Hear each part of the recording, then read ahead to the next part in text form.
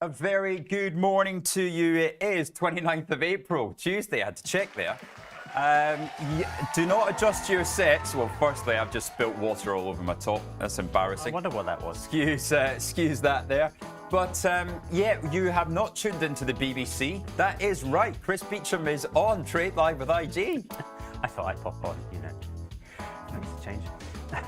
So it's a more civilised hour to come on. It is. Because the BBC make you do 5:30 in the morning. They make you do 5:30 and then often 7:30 as well.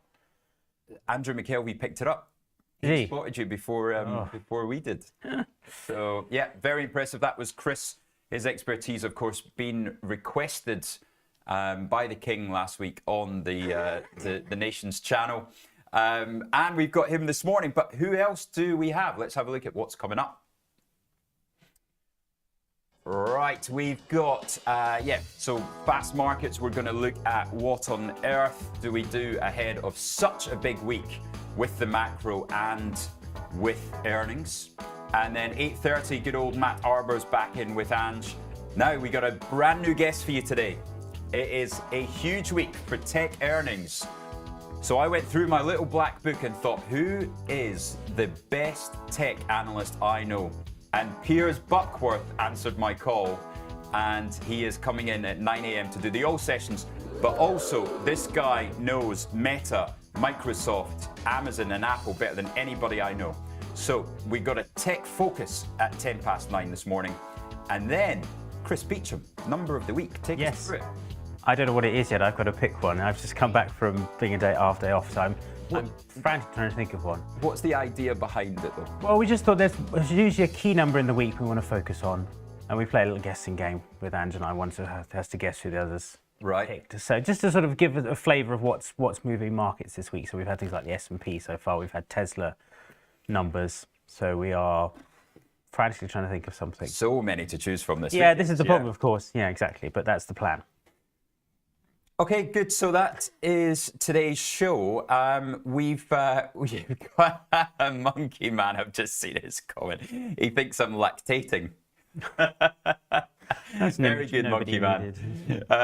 Good stuff. Right. Yeah. Let's go through what on earth happened yesterday in Spain. We've got BP to go through. We've got HSBC to go through. And but first of all, we're going to have a look at overnight action.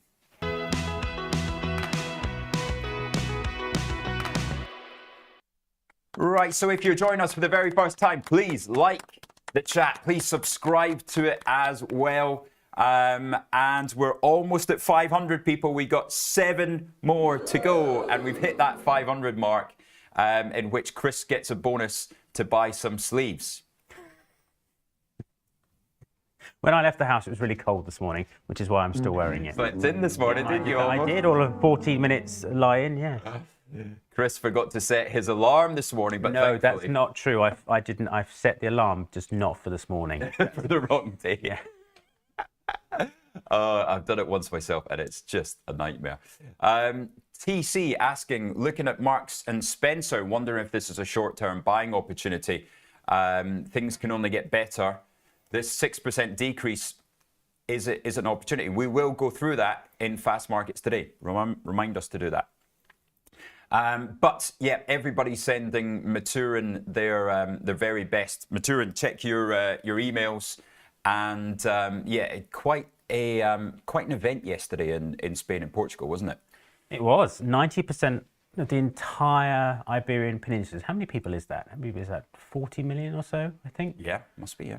And parts of southern France as well, completely wiped out. And they don't really know what it is yet. It's very much a developing story. But they have ruled out a cyber attack. They have ruled out a cyber attack, I think, is now the view, yes. So they're saying it's not likely to be renewables, but they're still hunting around for exactly why. Yeah. There's just low inertia or something in the system. We've all become power experts overnight in the way of course, analysts. We've all become experts now on power, just to sort of shake it up ahead of tech earnings. Yeah, we're now experts on power generation. But it's, horrendous things that akin to this movie that's on at the moment with Robert De Niro. So there's one where there is a cyber attack in the US. Right. But everything gets shut down. There's people stuck in a train for 3 hours without aircon, and they couldn't get the doors open. Yeah. I mean, that's not pleasant at all. I'm wondering how warm it was yesterday in Spain, because it's not high summer, is it? But it's obviously going in that direction. Yeah. So, yeah, tricky. tricky to say the least. But sounds like it's getting back to normal now. Yes, the person you need is my dad, because he worked with electricity generation for years, was a programmer with National Grid, so he's especially coal and nuclear. He is all over this kind of thing, but he might have to bring him today and see what he thinks. Yeah, absolutely. Absolutely, that sounds like a good one. Right, we've got let's take a quick look at the futures here. It's not too exciting, but just see how vol is getting down. 23. It's a very gradual 1% a day. Just as long as we get through without Trump opening his mouth. But who's on? Do you know who's on TV today? Uh-oh. Do you know who's on CNBC today? Any guesses? Not Navarro or Lutnick. Lutnick's on this afternoon. Well, so brace yourselves, everybody. He could be on combative form. Do you know there's a research analyst who was at JP Morgan for 15 years that's actually gone through and tested if Lutnick or Navarro's on like the live voice of the day, the market goes down. Yeah. And if Bessent he goes up. It's a good day, isn't it? Yeah. So it's interesting because but then the Wall Street Journal reported he was the one with Bessent that went in to see Trump to get the tariff pause put in place. Okay. That story because Navarro had a meeting outside the White House. So we've got 90 minutes, we go in and see the president, we persuade him while Navarro's out the way, and that was how they did it. It's a great story. They literally just waited till he potted out the building and then now we go, and we get it cancelled. So maybe he will be slightly calmer voice today. I don't know. But it's the first sort of real possibility for headline bombs we've had for a while, isn't it? Really? But also very interesting because Bessent was on at 1 p.m. yesterday. So, they're clearly this... Yes, isn't he on today as well? I think he's supposed to speak this early morning US time. Okay. With the press secretary. So there's another... And there were suggestions that maybe there might be a deal. Initial deals with either India or Japan announced, but that's probably a bit too bullish. But yeah, I think so long as people just shut up, I think the market just continues to sort of quietly poodle along. I think that's what we've learned, really. Good. We want sushi back on the table, as Trump suggested. So it's an important thing here, really. Right, let's go. Quote of the day. It is Tuesday the 29th. You cannot grow long term if you can't eat short term. Who said that? This is Jack Welch, CEO of General Electric. Okay. Anybody can manage short. Anybody can manage long. Balancing those two things is what management is. And he was the man. He knew it. You know what he was talking about, didn't he? Yeah. Titan of General Electric. He was many years. Yes, he was a long time. Really, it never really recovered after he left, did it? I think it was certainly the wheels came off. Now, talking about the wheels coming off, let's look at BP. So Murray Auchincloss has just been on an interview with the mighty Steve Sedgwick. It's interesting there. He would not be brought in to confirm the buyback. The buyback has been confirmed quarter by quarter, and it's good enough this quarter, but the big question is, will that be cut to 2 billion annual? It's currently 750 million per quarter. But what he did tie himself to was 30 to 40% of excess cash flow will be returned to shareholders. Right, which is probably the low end of forecast, I think, isn't it, really? But it's a shocker of update from BP. Oh, do you think so? Expectations. Yes, a couple of experts saying you had consensus has come down about 30% for earnings the last 3 months, and they couldn't even meet that over that very low bar. So very, very poor figures. Debt is up as well. Interestingly, the chief strategy lady is off. Apparently, she's not very liked by investors. She's off and not being replaced. So there's just a sense, I think, with BP that they just can't get a proper handle on this. Whatever the strategy is, go back to your Jack Welch quote. It doesn't matter what the strategy is if you can't execute it.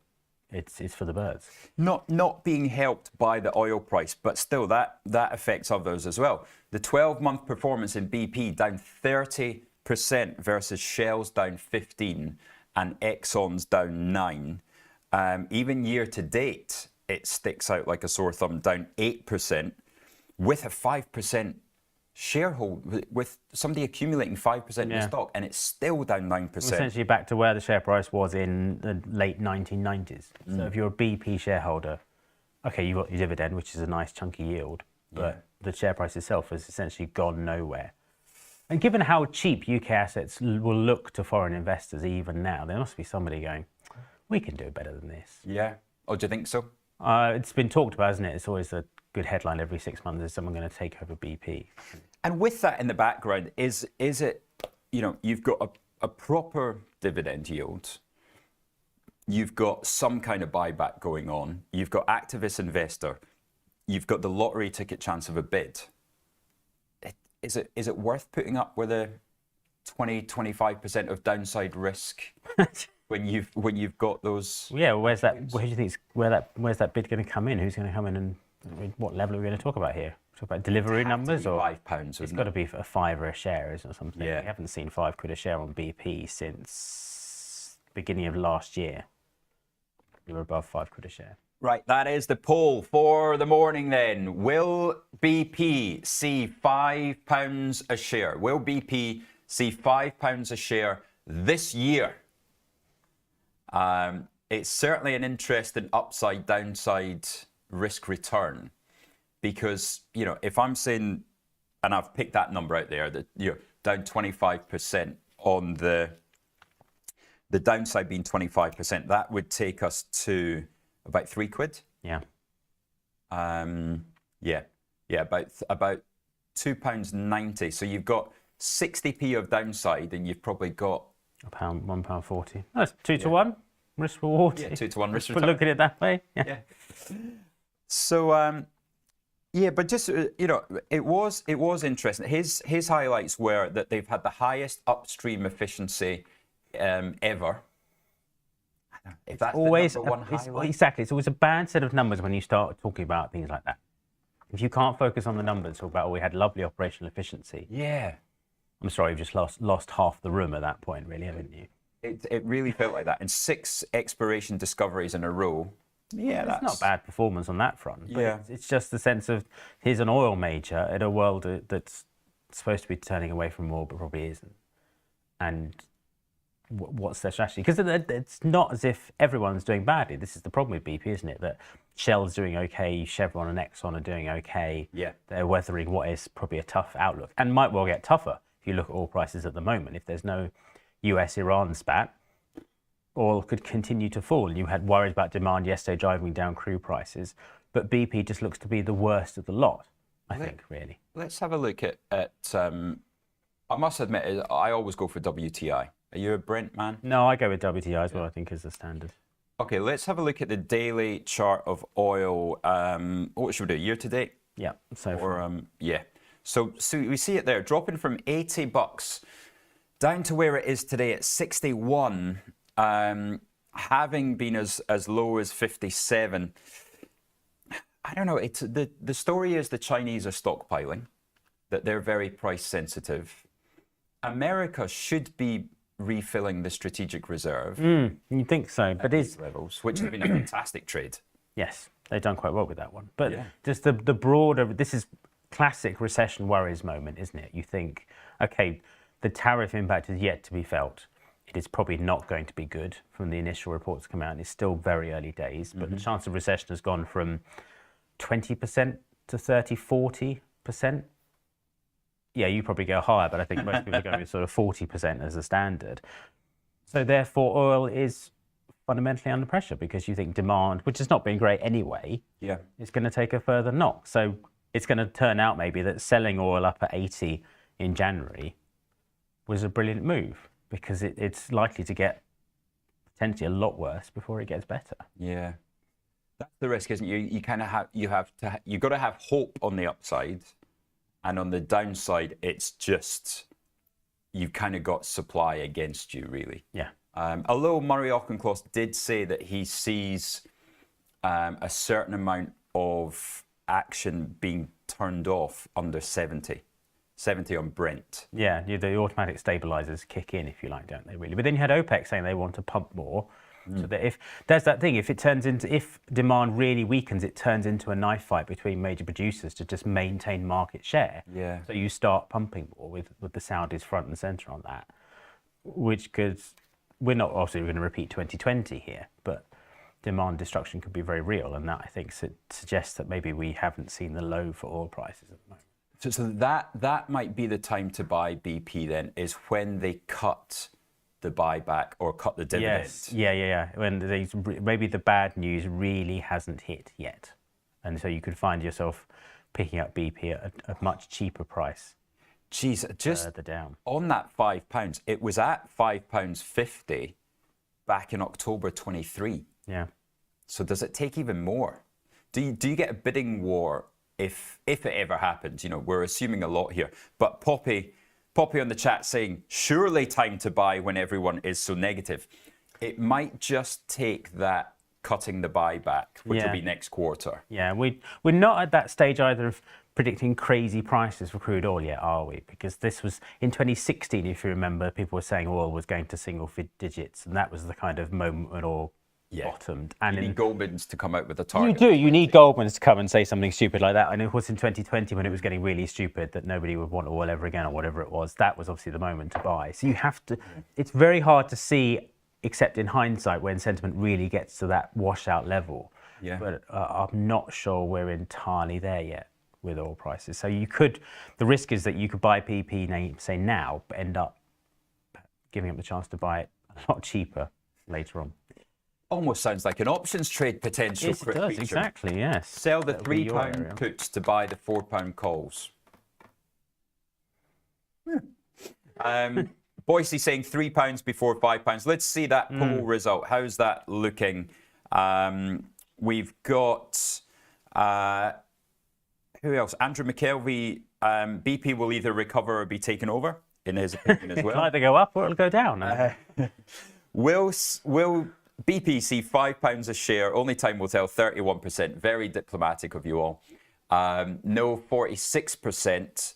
Yes, 21%. So only 21% of you thinking BP will see £5 a share. Currently trading at 9.5 times forward earnings for the full year for December 2025. 9.5 times. On a dividend yield of? Forward yield is currently 6.78%. Current yield is 6.9%. It's so chunky. Struggle with. It's such a good dividend yield. It's such a low PE. But the risk, of course, is it's going to get cheaper before it gets better. Yeah, the risk is the E's wrong and the dividend gets cut. So that's fair. It's two decent risks. Okay, HSBC. What do you think of those?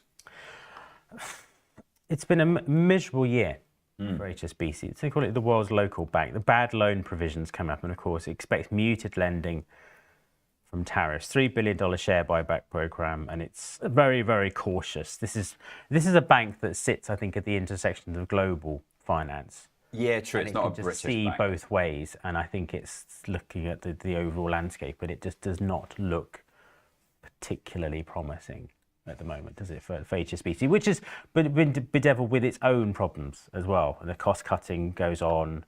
The more restructuring program, really, I think, is, and of course it's getting rid of its a lot of its investment banking business, isn't it, which it's never really been a big player in. No. It's always tried and never succeeded, so it's kind of a bit harsh for the people that tune in from HSBC. Well, a friend of mine from school works there, yeah. I was going to say, mine works in Hong Kong as well, yeah. Ollie Kadim, good morning to you, head of sales across in the Hong Kong HSBC. So we see on the screen there, launches a 3 billion share buyback. The FTSE's just getting bought back, is it, every day? You've seen an index eat itself in real time, essentially, is what's happening. Yeah. Profit dropping 25% due to one-time charges. Business disposal in Canada and Argentina. Year to date, the Hong Kong stock is up 15%. So let's see how that does today. It's up 2.3% in Hong Kong. So that gives us an idea what it's going to be in the UK. Right, what else are you seeing this morning, sir? We had Astra numbers this morning, didn't we? Too, which was AstraZeneca, fairly solid. It's a real heavyweight. It was this morning. Now that tariffs have dropped off the radar a bit, the big names have come out this morning. So Astra's numbers, more fairly solid drug approval pipeline. So that's always the key thing you want to see with big names with AstraZeneca. So overall, a very solid set of numbers on that front too. Core EPS up 20% year on year. AstraZeneca says that the Chinese authorities have finished the probes over the imports and personal information, and they've been referred to the prosecutor. That doesn't sound great, does it? It's not a great answer, no. Right, so that's the headline there on this. Of course, that's what knocked the stock really heavily about 3 months ago. So we'll see if there's any more on that. AstraZeneca says may face a fine of up to 8 million over suspected unpaid import taxes.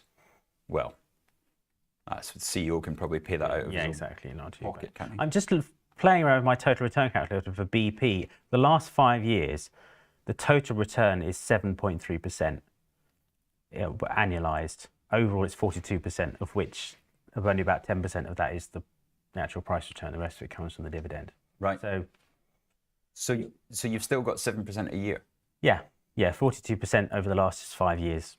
Blanket return. Price return over the last 5 years analysed 1.8%, 7% once you throw the dividend in. So I would take 7% for. Not bad, is it? I suppose you just look at. I suppose the problem with BP is you look elsewhere and you see other great companies that have done, not even talking about Nvidia or stuff, the crazy ones, but others that have done very well and over both. I mean, I wonder what the FTSE return over the same period is. Let's have a look at that. Okay.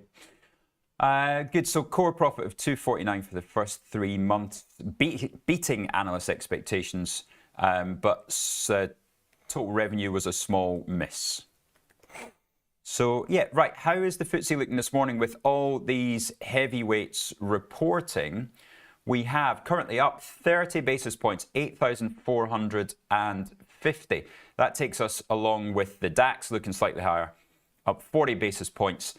And, more importantly, that FTSE has turned around. It was small lower first thing before the heavyweights reported. So BP and AstraZeneca adding, along with others, around about 30 basis points to the futures. So hopefully, we'll be able to get some indications for you after the break. We'll be looking at upgrades, downgrades, then we'll go on to the big, what could be sponsored by London Stock Exchange, opening with Chris ringing the bell. Again. We'll be back in 2 minutes with all that information for you. Like and subscribe. Subscribe in the break. Go. Watch Trade Live with IG weekdays from 7:30 a.m. on our brand new YouTube channel at Trade Live with IG. As well as the live show on our new YouTube, you will find our full beginner's course to trading options, daily YouTube shorts of all the action that happens after the show is finished, and Trade of the Week and Psychology of Markets. And don't forget to hit those like and subscribe buttons for more exclusive trading content. Do you like the sound of tax-free trading? Well, that's exactly what spread betting enables you to do. This tax-free way of trading lets you speculate on the price of over 17,000 financial instruments, like shares, indices, forex, and commodities, without actually owning them. With spread betting, you can benefit from both rising and falling prices, letting you find the perfect opportunity. So if you think the market's going up, you buy. If you think it's going down, then you can sell short.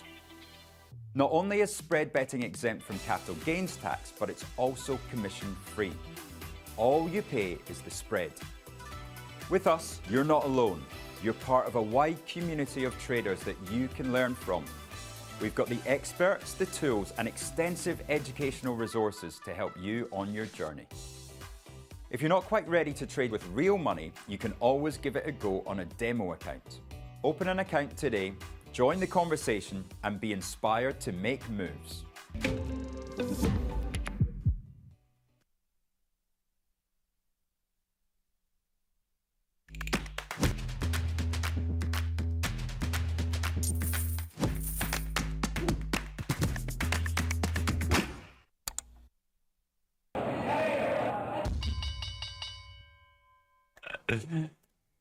Right, let's go to the producer Phil special economic calendar of the day. Let's see what we've got coming up. Big week, but today it starts with those jolts. Test, what does JOLT stand for? Chris Beecham, we did it with Ronnie yesterday. Job openings and labour force turnover. Yes, that's why he is our chief market strategist. That was the question I had to answer to get the job. You know, you ought to know what JOLTs are. And yeah, okay, so that the estimate's 7.4 million, of course. Remember that higher is worse. Yes, so the more openings there are, the worse it is getting. There was that 1 week about 18 months ago where JOLTS was crazy and everyone, it was the one time that you should care about JOLTS. The rest of the time, you can probably ignore it, to be fair. If you're busy at 3 p.m. today, don't work. It's just not a kind of... Right, producer Phil. The core PCE always comes out at 1:30 p.m. Always comes out at 1:30 p.m. So that's your inflation number tomorrow. Thursday, you've got your ISM manufacturing. And to be fair, you've got ADP on Wednesday as well, so and 1:15. ADP tomorrow as well. But if you want a preview of those, my friends, you can. In the next break, you can go to the shorts. If you go to YouTube Shorts, I stood in the sunshine yesterday with the sun glaring into my eyes and read out all the preview, basically, of the economic calendar. So it's a quick 1.5 minute video there for the next break. And then also we've got upgrades, downgrades before we come to the open. So there's Morgan Stanley, big high value research there, cutting Deliveroo to equal weight after they've been bid for, with a most likely recommended. I love it when they do that. Oh, there's always somebody that does that after the event. It's a very, very strange thing to do. LVMH cut to neutral by BNP. That's interesting. A French stock being cut by a French broker is always worth paying attention to. Tell us why. Go on. Tell us why. Apart from the obvious. Because, so if a French broker cuts a British mining stock, I do not care. Like if you're an expert in the field, right? If you're a mining expert, you're either from Australia or you're British or you're South African, right? You don't get French experts in mining, but you do get French experts in luxury goods. Absolutely. And so that's interesting. BNP could well have a very good LVMH. I would expect them to. But, you know, cut to neutral at this stage at 560 euros, that's not good. Right, okay, so that's upgrades, downgrades. We've got also, look at the value added we are provided for you here. We've got all the UK indications. ABF, Associated British Foods, Primark, we haven't spoken about this morning, down 3% indicated. Their revenues were 9.5 billion, down from 9.7 last year. So that's looking down 3%. Beasley, up 1%, reiterates outlook for 2025. BP looking down 2%. Canal Plus, the mighty Canal Plus Q1 trading update. It is in line with expectations, so it's Canal equals. We've got Entain up Shocking. 2%. Entain looking up 2%, reiterates full year 25 outlook, promotes interim CEO Stella David to proper CEO, effective immediately. Get your bell ready, Chris. HSBC looking up between 1 and 2%. We've got Savills at markets. We've got Travis Perkins up 1 to 2% on a Q1 update. Travis Perkins up 1 to 2%. It's reporting season, and we are ready to go. There you go. So the FTSE dropping down to only up 10 basis points. So there's obviously going to be some interesting moves this morning. BP not open yet, not particularly liking the look at that. I am long of these things. Well, I'm short the puts, but there we are. Down 2.5% BP, 353. Down 2% now. AstraZeneca down. AstraZeneca down how many? Sorry, producer Phil. 4.2. Not see. There we go. AstraZeneca down 4. How is the FTSE up when we've got two heavyweights like that getting slugged? Yeah, that's not great. Let's stay on that page there and see how these big heavyweights of the FTSE trade over the first few minutes, along with Reckitt's and Glaxo trading strongly. Odd. Very odd. What was the ABF numbers like? This was maybe no really across from Reckitt's. No. Glencore up 1.4%, 269. Glencore has had a great bounce there. I did let some stocks in my ISA go yesterday. I let Barclays go. I let my long S&P from April the 6th go, and I let Barclays go. Barclays had a 20% rally from where I managed to pick it up. HSBC up 1.4% on the back of their numbers. We already knew that as an indication from Hong Kong, but London Stock Exchange following through with that as well. I see EasyJet almost getting back to £5. That's not bad, is it? I suppose a lot of this stuff is just steady recovery, is it? From the doom of about 3-4 weeks ago. The doom. You're all doomed, Chris Beecham. It's just where we've gone from euphoria in January to doom early April, and now we're somewhere in the middle. But not so much in the FTSE. The FTSE has been really impressive. Yeah, it's come back. It's not recouped all its pre-April the 2nd losses. I was looking at that. The DAX is about 300 points back to where it was on the day. The DAX is back to where it was? On the day, yeah, back to just of the morning of, on the 2nd of April, we're back at 22. Well, we're about 110 points off. Okay, that's nothing. That's incredible. But Axel, in his trade of the week yesterday, what did he do in the DAX? What did he do? I was off. You sell it. Short DAX yesterday in Axel's trade of the week. Where's his stop going on that then? Oh, look at the defensive nature. The arms are folded and everything. Chris Beecham does not like the trade of the week. Where's his stop in that then? Where's his stop going? I don't know. Well, you should have tuned in. You would know. I was busy. Busy on the BBC. Not every day. Even then, the trend is your friend. It's not going down yet. He's against his own rules, isn't he? Yeah.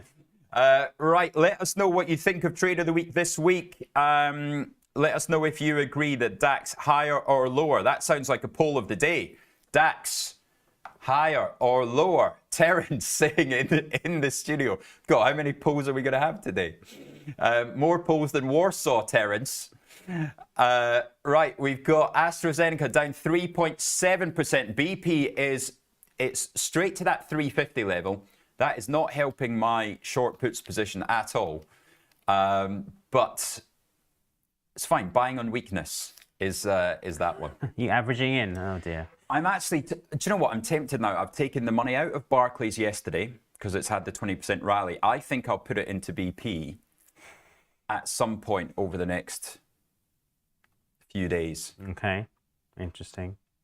Right, DAX higher or lower for the end of the week is the poll. Would you like me to do a poll entrant for you? Go on then. DAX higher or lower at the end of this week? Oh, I say it's higher by the end of the week. Higher. Can we please stop with it? Only time will tell. Get on the sitting on the fence. It's not the way to do these things. You've got to. You can't tell till you bet, as the famous, the Jesse Livermore. Oh, is that right? It's not him, but another guy, someone else he knew, to just say, well, you just can't tell till you bet. I agree with that. It's the only thing that brings out an actual conscious decision. I do this when I do sort of seminars with new clients, and you come on the platform, we say, we could just go and put a trade on and show you how it's done.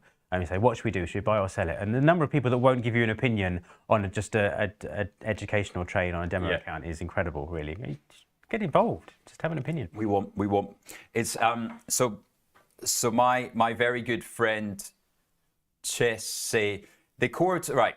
Producer Phil is now arguing that the core PCE is at 3 p.m.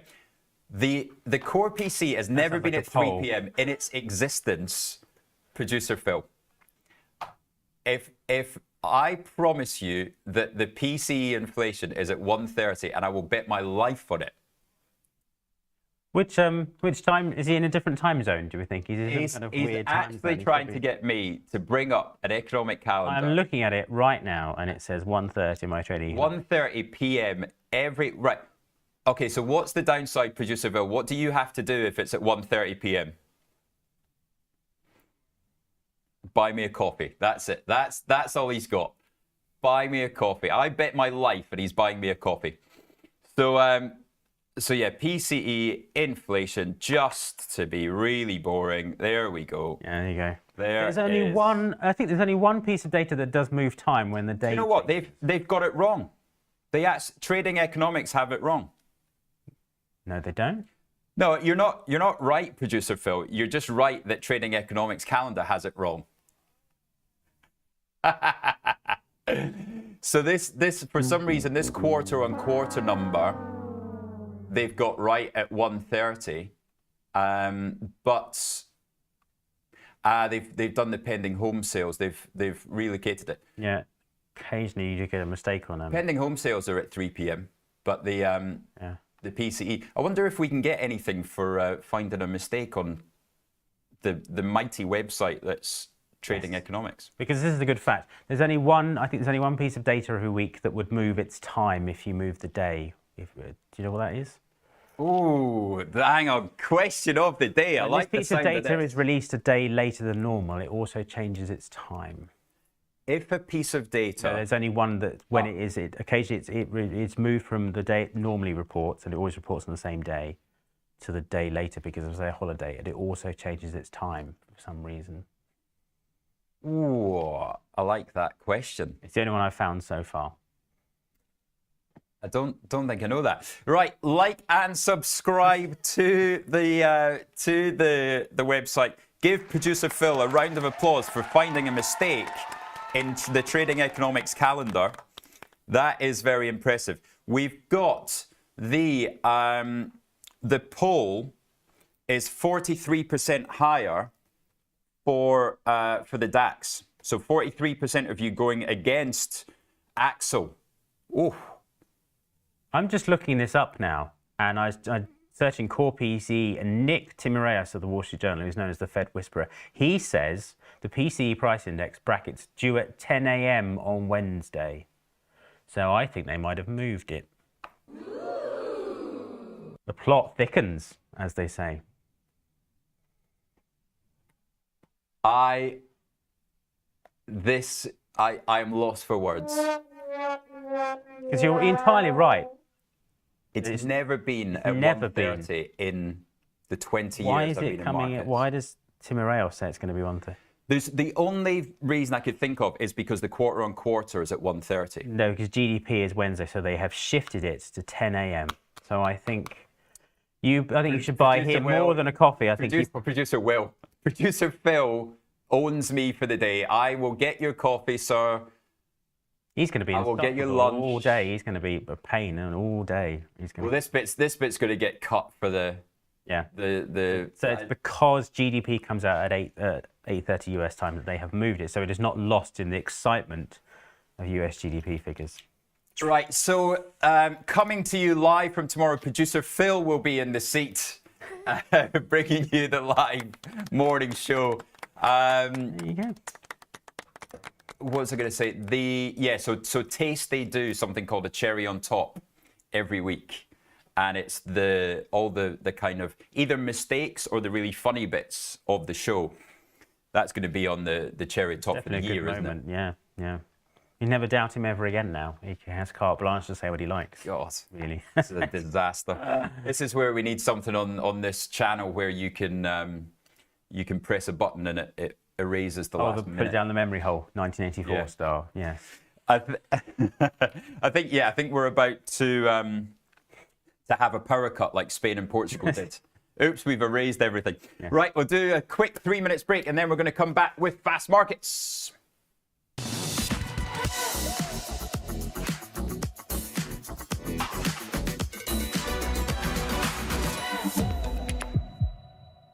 If you're looking for flexible ways to trade financial markets Whether you're experienced or new to trading, you've come to the right place.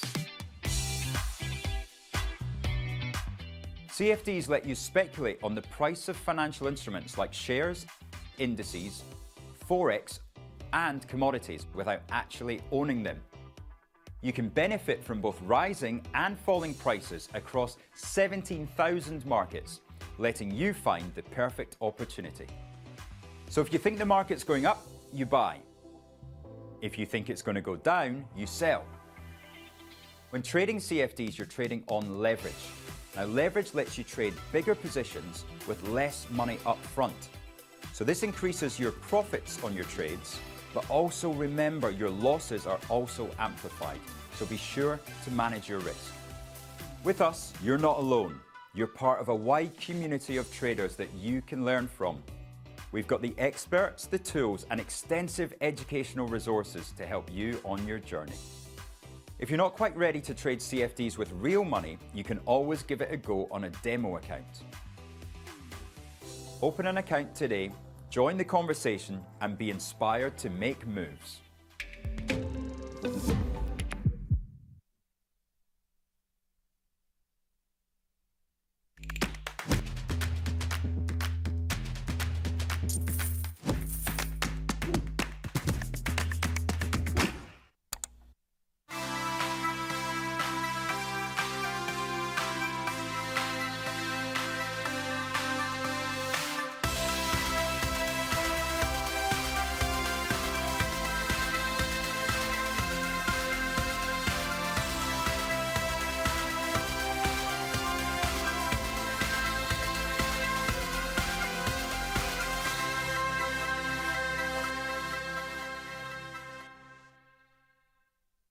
Watch Trade Live with IG weekdays from 7:30 a.m. on our brand new YouTube channel at Trade Live with IG.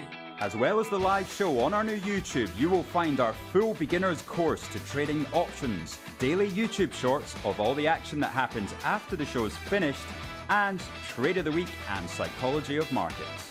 And don't forget to hit those like and subscribe buttons for more exclusive trading content.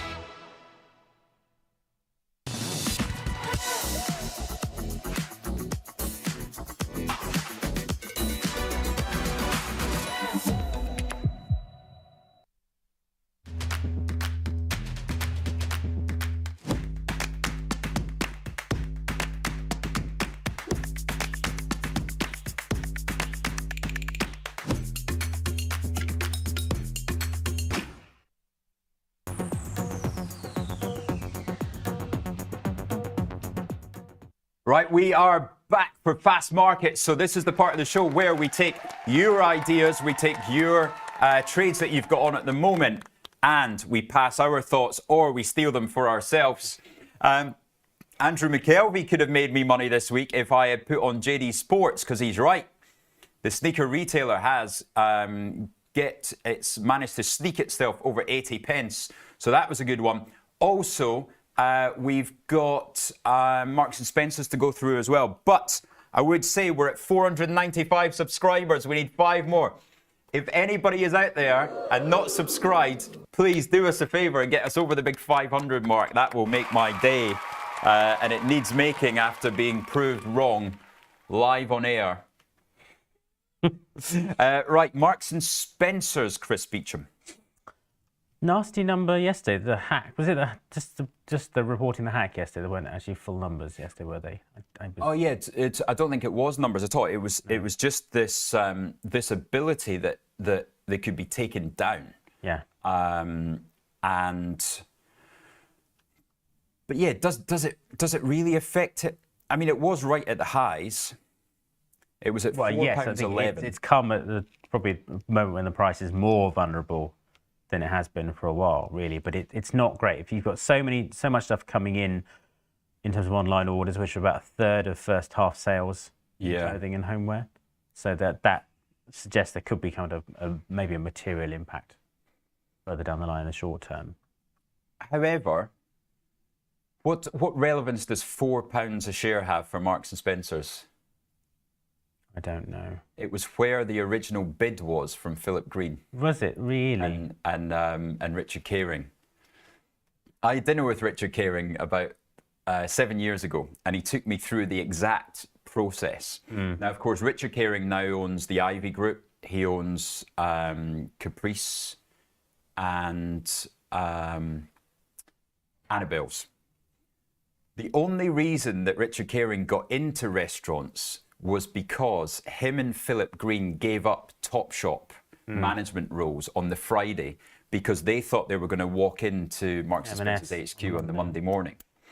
And there was a defence put through over the weekend, and they had to come up with something like a small number, like another 5 million on the Monday, and they could not get that additional 5 million because they were already stretching things as much as they possibly could to pay £4 a share for M&S. So they had to walk away. So he walked away, and he had nothing to do. He was literally, a free man. So he decided he really enjoyed the food at Wentworth. Right. So he decided to get the chef from Wentworth and buy a restaurant for himself. And that's how he got into the Ivy, which, of course, he's done incredibly well. Yeah. Yeah. What a fantastic performance. M&S, look at it, from £1 a share at the end of 2022 to £4 by the end of last year. It's an astonishing run, absolutely astonishing. One of the real winners of COVID, isn't it? Well, yeah, I suppose. From COVID, yeah, post-COVID, and then just really, whether it's because it's UK stock and it's cheap and all this kind of thing.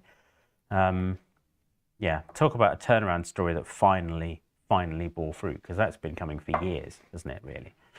So yeah, M&S, I think it's short-term vulnerable, but the market seems to be very keen on M&S at the moment, doesn't it? Which should give us some support. What does it need there to break through? Wow.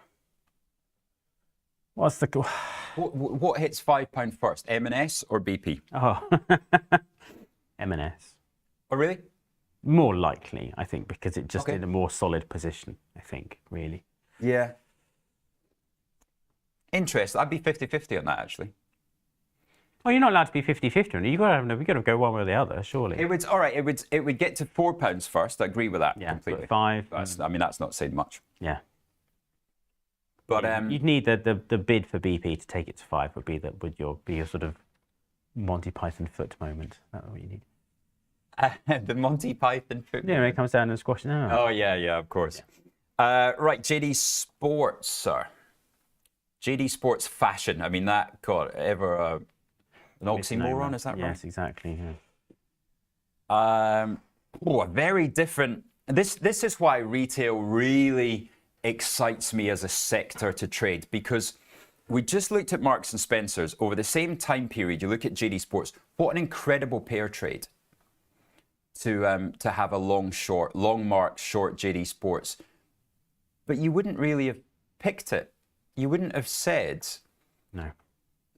Is that the demise of Nike? Because I don't think they do Hoka and on in JD Sports. No. Revenue's been on a fairly solid recovery from the 2021 lows. So it's gone from 6 billion in 2021 to 10 billion. I suppose it's the margins, really, that could be the worries. Yeah. Yeah. A terrible share price performance, appalling.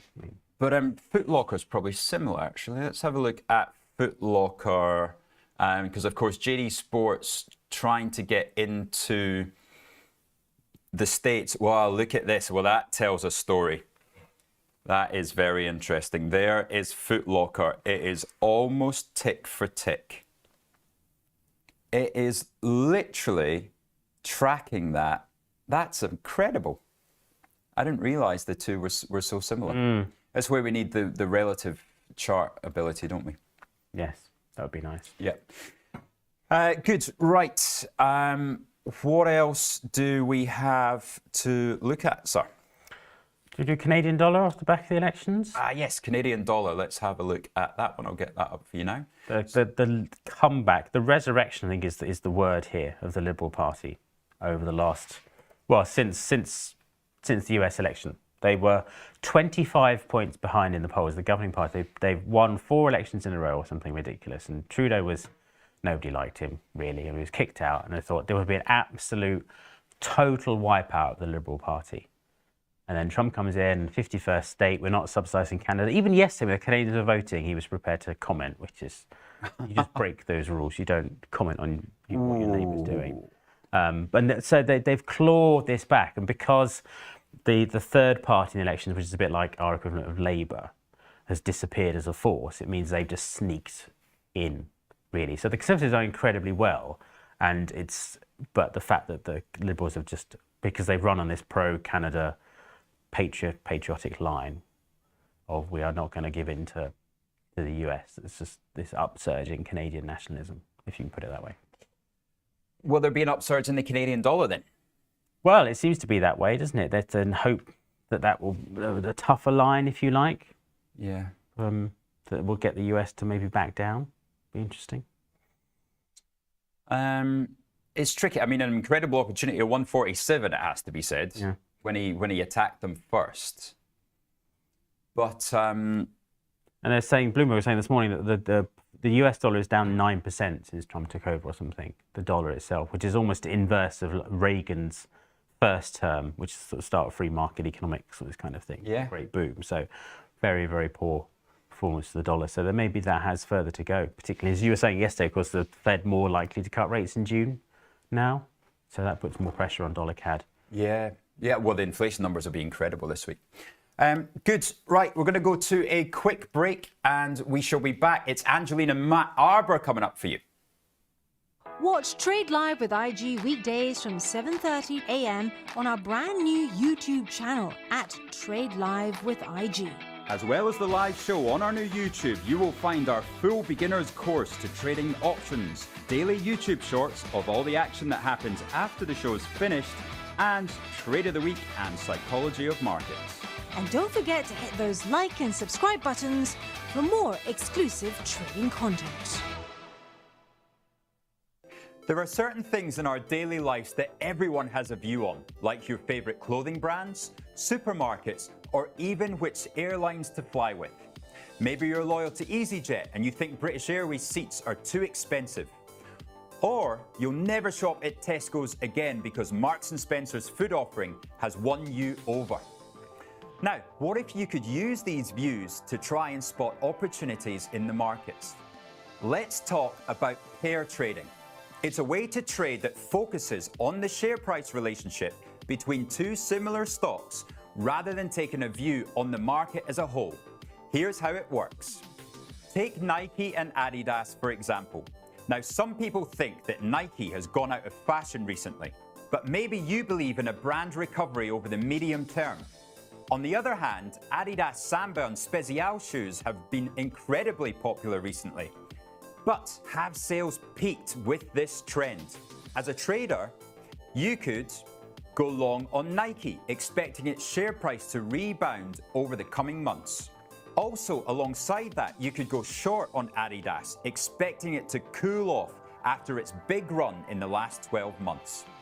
It all depends on how you would like to express your own personal view on two companies. But keep in mind how quickly trends can shift. Remember when Under Armour rose to popularity fast, along with its share price. But then they spent most of their profits on celebrity partnerships and their share price performance flopped. Now, this doesn't just apply to clothing brands. Think of Tesco's and Sainsbury's in the supermarket space. Two companies that often move together. Now, if one outperforms the other unexpectedly, pair trading could let you capitalize on what could be a short-term difference. Because the beauty of pair trading is that it's market neutral. If the whole market drops, as long as the gap between your chosen pair narrows, you could still see an opportunity. But don't forget, always research why prices are diverging so you're not caught out by unexpected trends or their financial results. Do you want to give pair trading a try? Start simple. Test it out on a demo account first. It's a great way to learn the strategy without taking on real risk. And on IG's platform, you can explore similar trades easily with access to the tools that you need and further education on the IG Academy.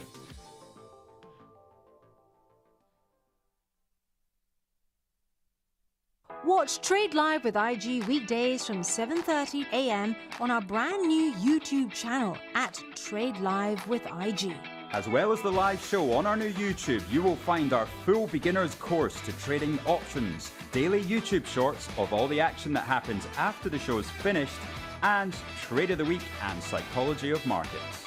And don't forget to hit those like and subscribe buttons for more exclusive trading content.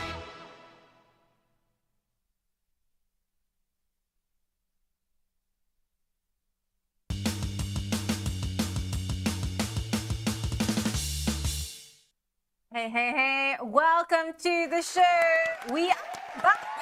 Safe Harbor, Matt, welcome. Morning, Ange. Here we are again, another benign morning in the markets. Benign, but you know, maybe it's the... Unless you're a BP shareholder. No. I am a BP shareholder. Or an Associate British Foods holder. Or maybe Porsche. Or maybe Porsche. So it is looking benign. Maybe everyone's out enjoying the sunshine that we've got. Possibly. Yes, You know. yes, it's a continuing. Everyone, if you're having a good time like Matt Arbour sitting out in his garden, apparently it's going to last till Thursday. Is that right? I don't know. Is it only till Thursday? Or is it falling apart the weekend? Apparently so, but you know, enjoy it whilst you can. Today is looking stellar, people. But you're right, it is looking benign on the markets. Just having a look there. If you whack my chart, thank you very much, Terence. He is almost telepathic now with me. Very scary thought. Taking a look there, and we are seeing a bit of respite ahead of the earnings. Yep. Mega earnings, of course, coming up. Meta, Amazon, just to name a few. FTSE also calming down a bit there as well. Just having a look at that. Yeah, FTSE caught in the crossfire between the sort of negative BP response and the positive HSBC response. Yeah. Story of buybacks really across the two. Yeah, and also what's interesting is it's coming out of the band slightly there. Not by much, though, it has to be said.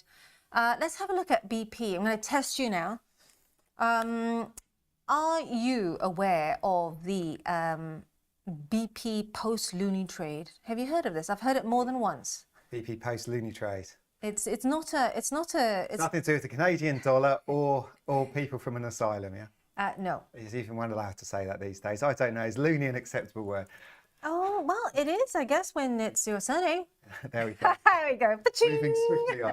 Moving swiftly on. So, you know, BP has had a huge amount of structural issues, as we know, and also that scandalous period when Bernard Looney was there. A lot of people still cast under his spell. I know a lot of the people that work in BP still, and I've heard it more than once said at meetings, at dinner parties: sell before 5 or sell into 5. And take a look at this chart yes, here.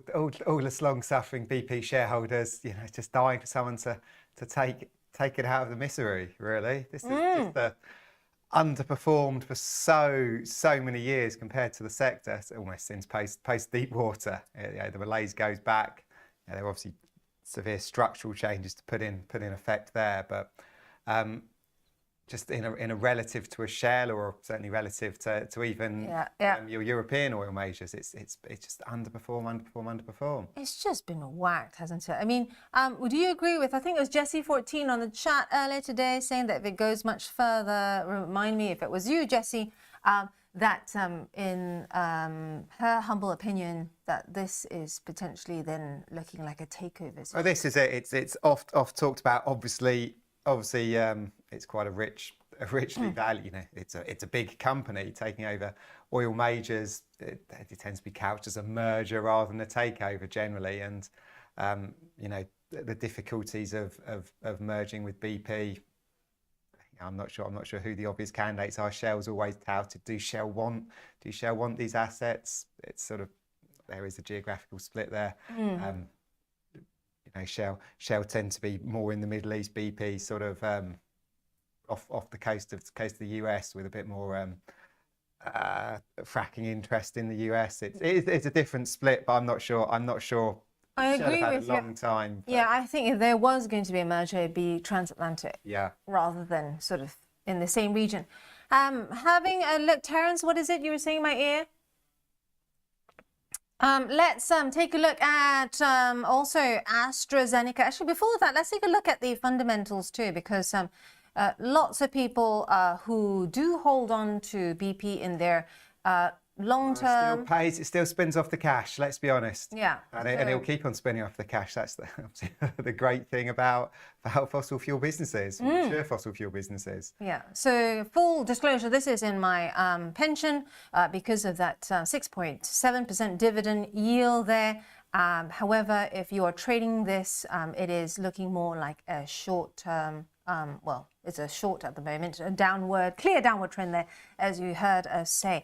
AstraZeneca, just taking a look at this very quickly, because we had, you know, a big move down at the open. There we are. Adding that to the workspace there for you, down 4% there. Drug stocks, what do you think of AstraZeneca? Well, AstraZeneca has had a fantastic run up over the past 3-4 years, almost ever since the Pfizer takeover failed, and has consistently outperformed, particularly relative to everyone's favourite pharmaceutical dog, GlaxoSmithKline. But all drug stocks caught in the, this is, you know, the sort of the real sanctions crosshair drugs in America. This is quite an easy, low-hanging fruit. You're not talking autos and the same sort of reciprocal tariffs. AstraZeneca, even though it does make, I think it was 25% onshore in America already, is still expecting to be quite badly hit by drugs tariffs, which is, you know, it's, as I say, it's 8 million, I guess, is also the figure that is being bandied here, that potentially weighing down the stock. 8 million, this fine it could face over suspected unpaid import taxes in China.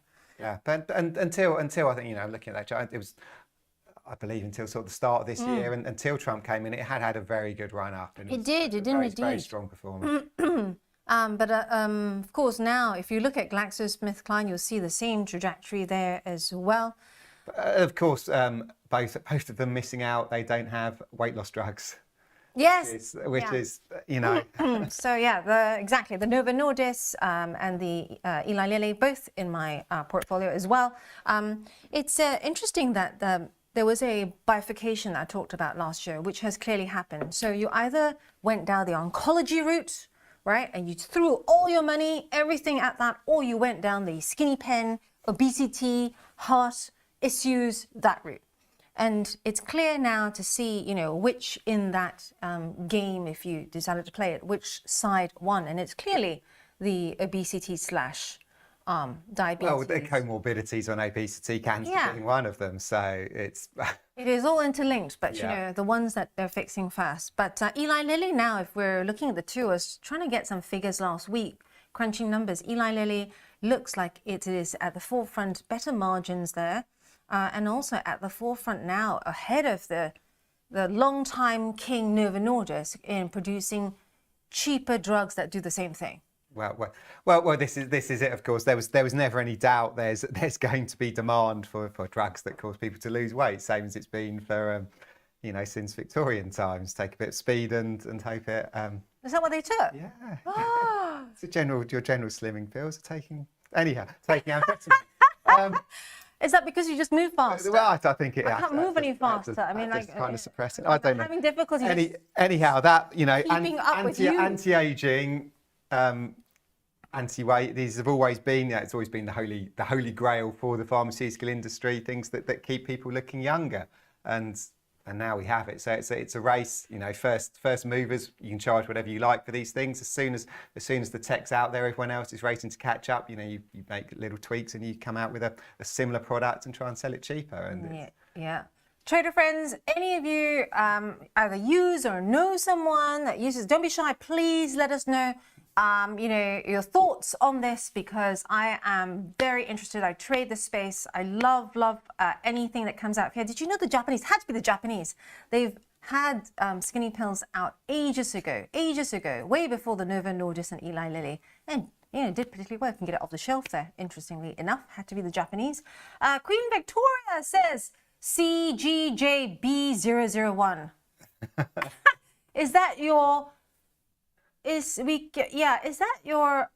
prison number or cell number or Good Lord. good woo see, no, that's too long to be a license. They didn't help Queen Victoria, did they, if the pictures are anything to be believed? Anyhow, let's shaming the Victorians. Going to move on. What else should we talk about? The one with the rabbits. Have I got my history right? The one with the rabbits. The rabbits. One queen had a lot of rabbits. She had a lot of children. Yes, and rabbits. Lots of children. A lot of them didn't make it, and then she had these comfort rabbits. CGJ, please tell me if I was paying attention during history class. Eric Jones, speed is cheaper than Ozempic. I don't know. Not buying either of the two. Not buying it. Back to the fast lane, because we have limited time with Matt Arbour here. Let's move on to Porsche.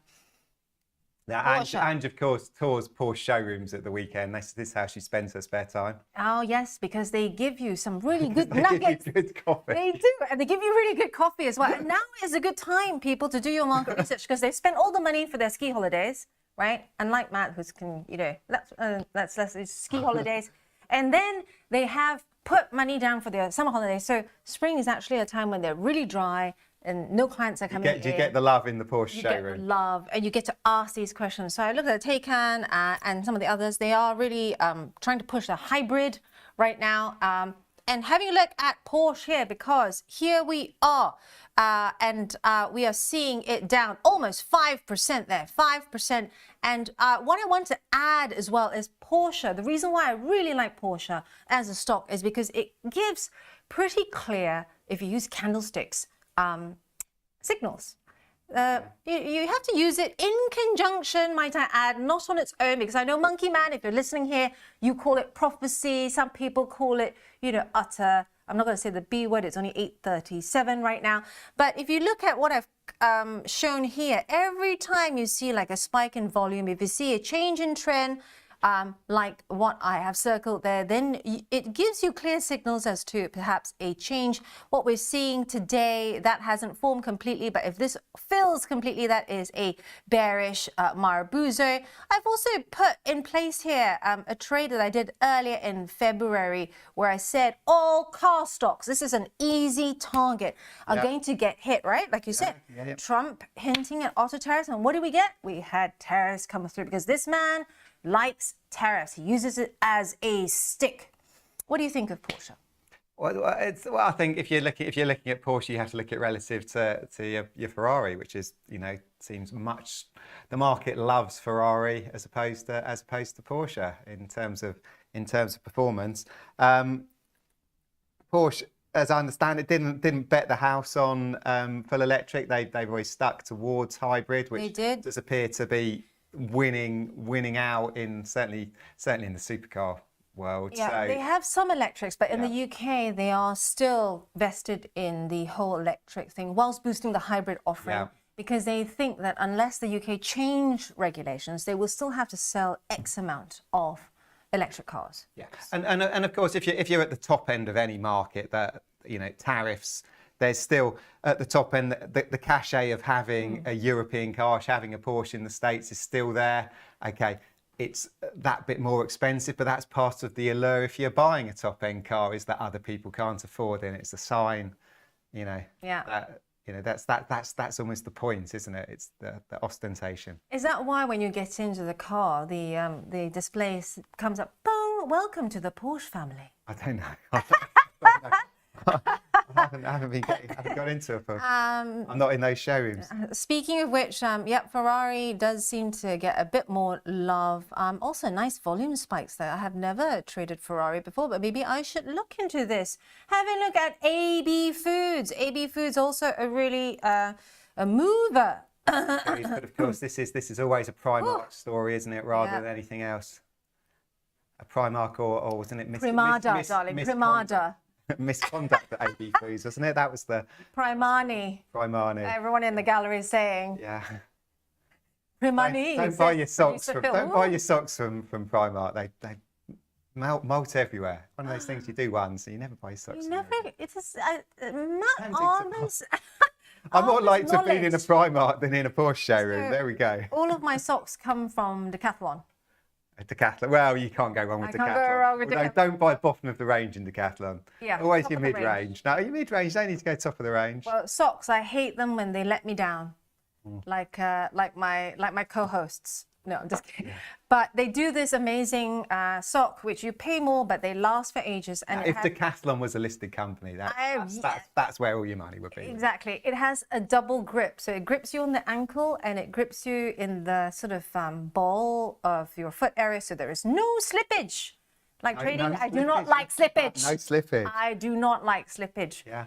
So AB Foods, this, as you're right, really a Primark, Primani story here. However, down 8% because of this 10% fall in first half profit. So whilst it kept its guidance, like, yeah, Primark's doing okay. It's, despite, circumstances, it's that outlook and also the overall 10% fall. I suppose it's an interesting one when you're at that discount end of the market. Your game is you have to keep the prices low. So whether that's a margin, I haven't looked at the results this morning in depth, but whether that's a case of sacrificing margins to keep prices low to keep the customers happy.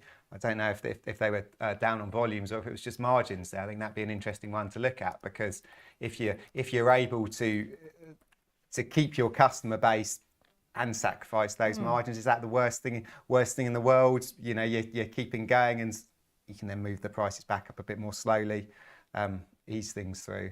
Yeah, and also the underlying, inflation challenge, especially, they're going to be caught up in the whole tariff thing, right? The whole Primark share price, I believe I read somewhere, was boosted momentarily by the fill your basket with £20. Do you remember that? I don't know.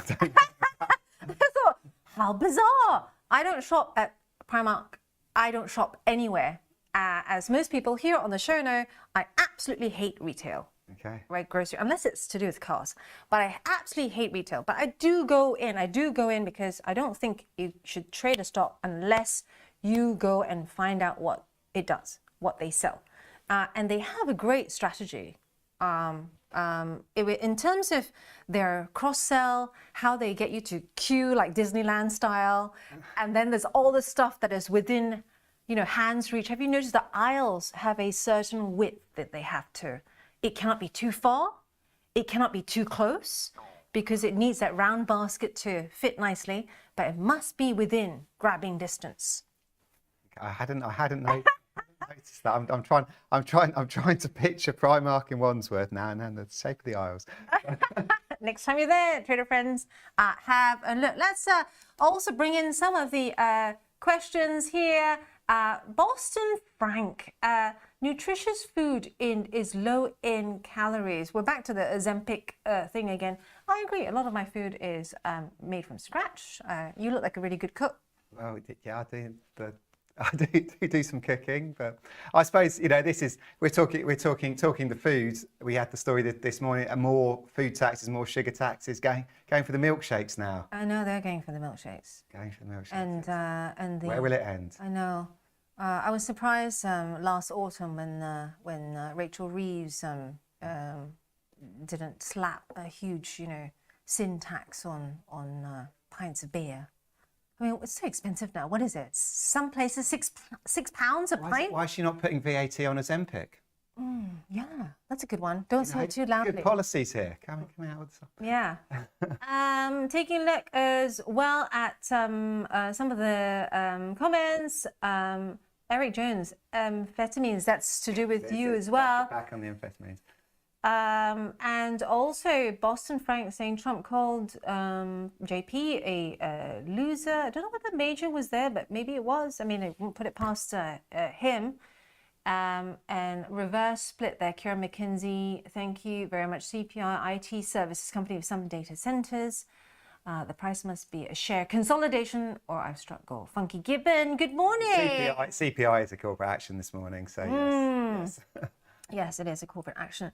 Speaking of earnings, mega earnings ahead, we got Meta, Amazon. I've put something on my Twitter Angeline Ong, if you want to see the wonderful director Terence and I showcasing his Meta glasses. We tried it out. Has he got the first iteration or new Meta glasses? Terence, do you have the new or the? They discontinued them, didn't they? The Google. Oh no, that was Google. Was that Google Glass? I can't remember. He said it came out last year. Is that new?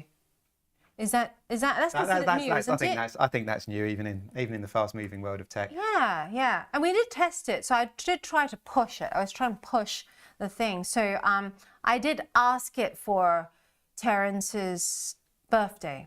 Mm-hmm. So I'm going to whack up the chart here, Terence. Can you put it up to show everyone?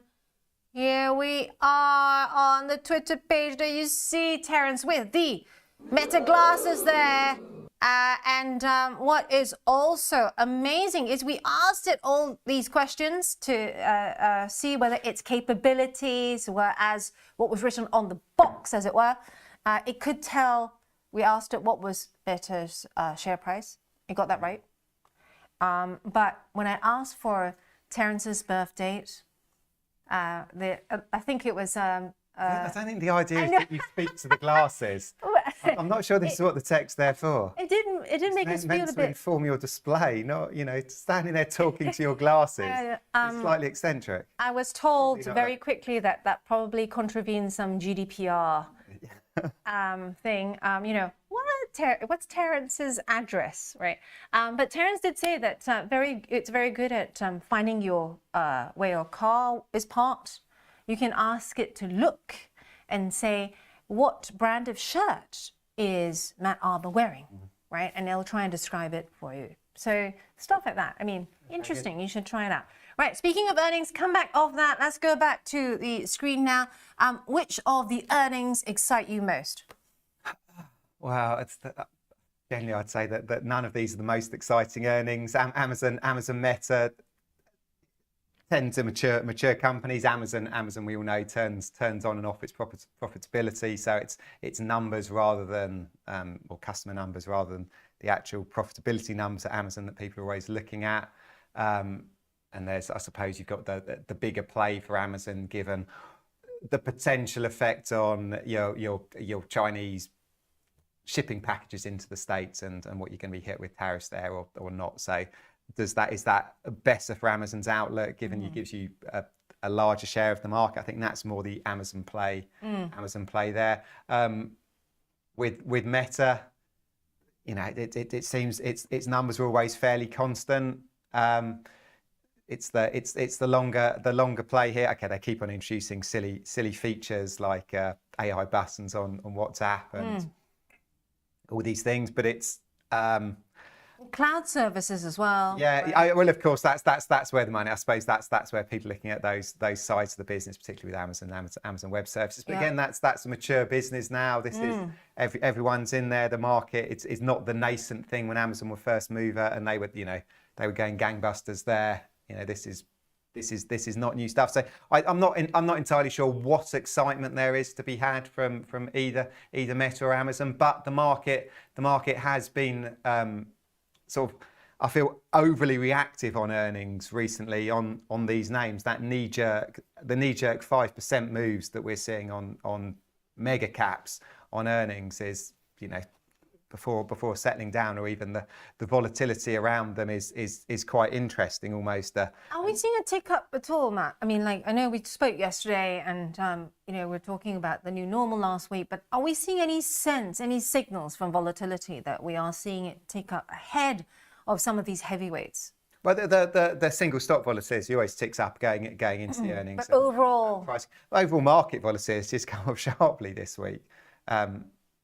As pretty much we've tended back down to not the very low levels we saw in January, February, but sort of a US vol knocking around the low 20s compared to high 30s, 40s that we're seeing.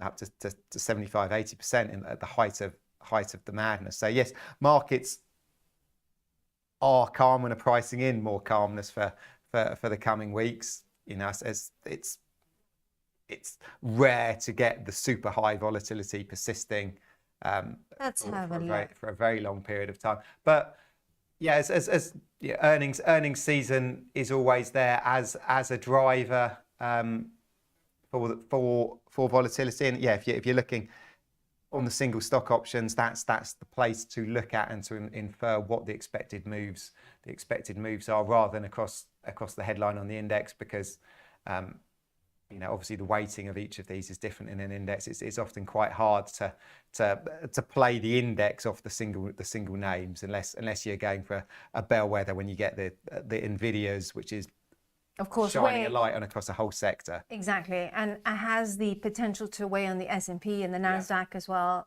just like Amazon. So, trader friends, if you are focused on that, or like many of our traders here that only trade indices, it always amazes me every time I go to a client event or there's a webinar event, how many people I meet who just trade indices, right? It's just Nasdaq, S&P, Nasdaq, S&P, or just DAX, S&P, and do very well out of it. 180 S&P 500 components set to report and slam markets this week. We're coming into this at a time when the S&P is still down some 10%, I believe, from the highs of February. And just whacking up this chart here, here you can see the it was great, wasn't it? The stories were quoting that we were down 10% since November when Trump came in, which seemed more than. Yeah. I wasn't sure I believed those numbers being bandied around in the media yesterday. I know. Yeah, I kind of felt it sounded a bit overdone. It did sound overdone, but then, you know, is that a top to bottom? Because we did go up sharply and we've come back off. Yeah. I kind of felt we were about par, but yeah, perhaps I'm wrong. It's a bit of a recovery play going on there. Also, interestingly, I am really counting down to a week and a half's time, because remember when Trump spoke to all those top CEOs of Walmart, Costco, Target? Apparently the mood music that came out there was they told him, and I'm trying to find a double, triple source. So far I've got two, but I would like to find a third. But what I've seen and heard so far is that they were saying, look, Trump, we can, Mr. President, we can hold off. We can hold off on the effects of these tariffs. But actually, in a week and a half, we might have to start passing it down the line, right? You can only hold off for that long. Well, yeah, and then everything comes back. Tariffs are inflationary into your local market. That's you know, you can't avoid that. Hence all the interest rate talk and how much you trash talk Jerome Powell. The concept that if prices are going up, you're stuck in a bind with interest rates, particularly if prices are going up without demand, forcing prices up, and you end up in terrible economic situations as tariffs can lead to. So it's this applying caution, and you know, his advisors have managed to talk him back from some of the more bombastic rhetoric around tariffs, appreciating that this is the natural effect for, you know, your heartland voter. Yeah, who's going to feel it first, right? Well, and of course, and the things that resonate, aren't they? The price of petrol and the price of groceries. You know, yeah. Eric Jones chiming in. Good morning, Eric, saying that it seems like Chinese brands that I've never heard of have taken over Amazon the past year. I take it you're talking about the Temus and the Sheins. Well, on Amazon, isn't it? It's the whether it's the pay for search or how the algorithm works with reviews. You do tend to, your most popular product is an unbranded product, but I think that's kind of how Amazon's been for a long while, and it's much like shopping in a Primark.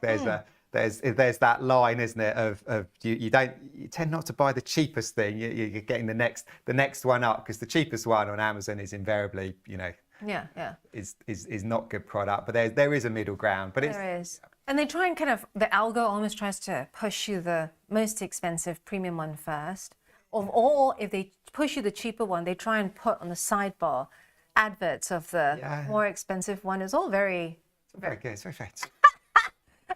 Who would have thought these big tech guys? They're quite clever, aren't they?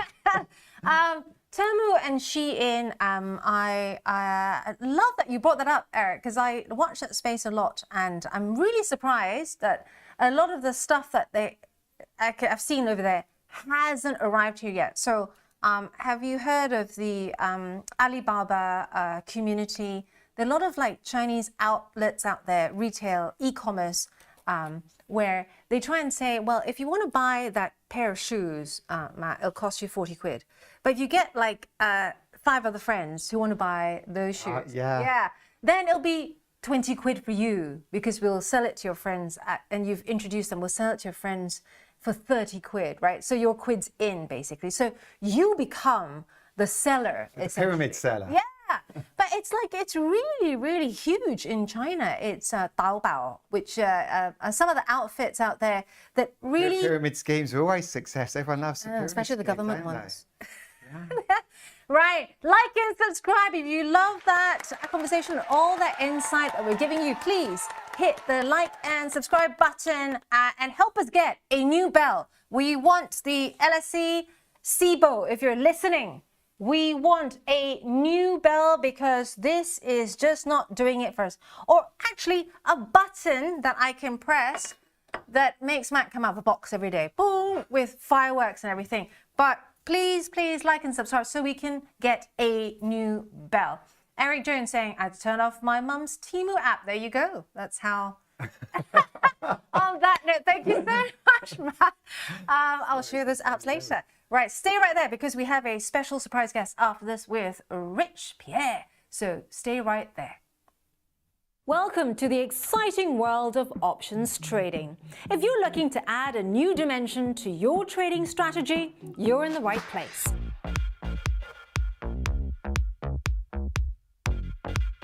Options trading offers unique benefits that can elevate your investing game. With options, you can protect your portfolio against market downturns, essentially creating an insurance policy for your investments. Now, what sets us apart is our commitment to your success. We provide extensive educational content to help you understand options trading inside and out. And with our 24-hour servicing, support is always just a call away. But that's not all. Options also allow you to generate income from your existing positions. Strategies like covered calls let you profit even when your stocks aren't making big moves. Options also shine when the market isn't following a clear direction, whether prices are rising, falling, or staying flat. There's always an option strategy you can use to potentially benefit. Now, we offer 2 ways to trade options: listed options for US shares, ETFs and futures, and over-the-counter options through spread bets and CFDs. Both types give you the ability to take various market positions. So, ready to explore the potential of options trading? Well, open an account today and take your first steps into this dynamic market. Remember, while options trading can be rewarding, it comes with risks. Always trade within your means and never risk more than you can afford to lose.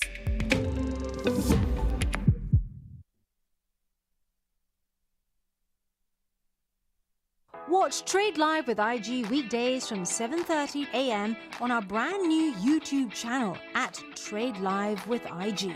As well as the live show on our new YouTube, you will find our full beginner's course to trading options, daily YouTube shorts of all the action that happens after the show is finished, and Trade of the Week and Psychology of Markets. And don't forget to hit those like and subscribe buttons for more exclusive trading content.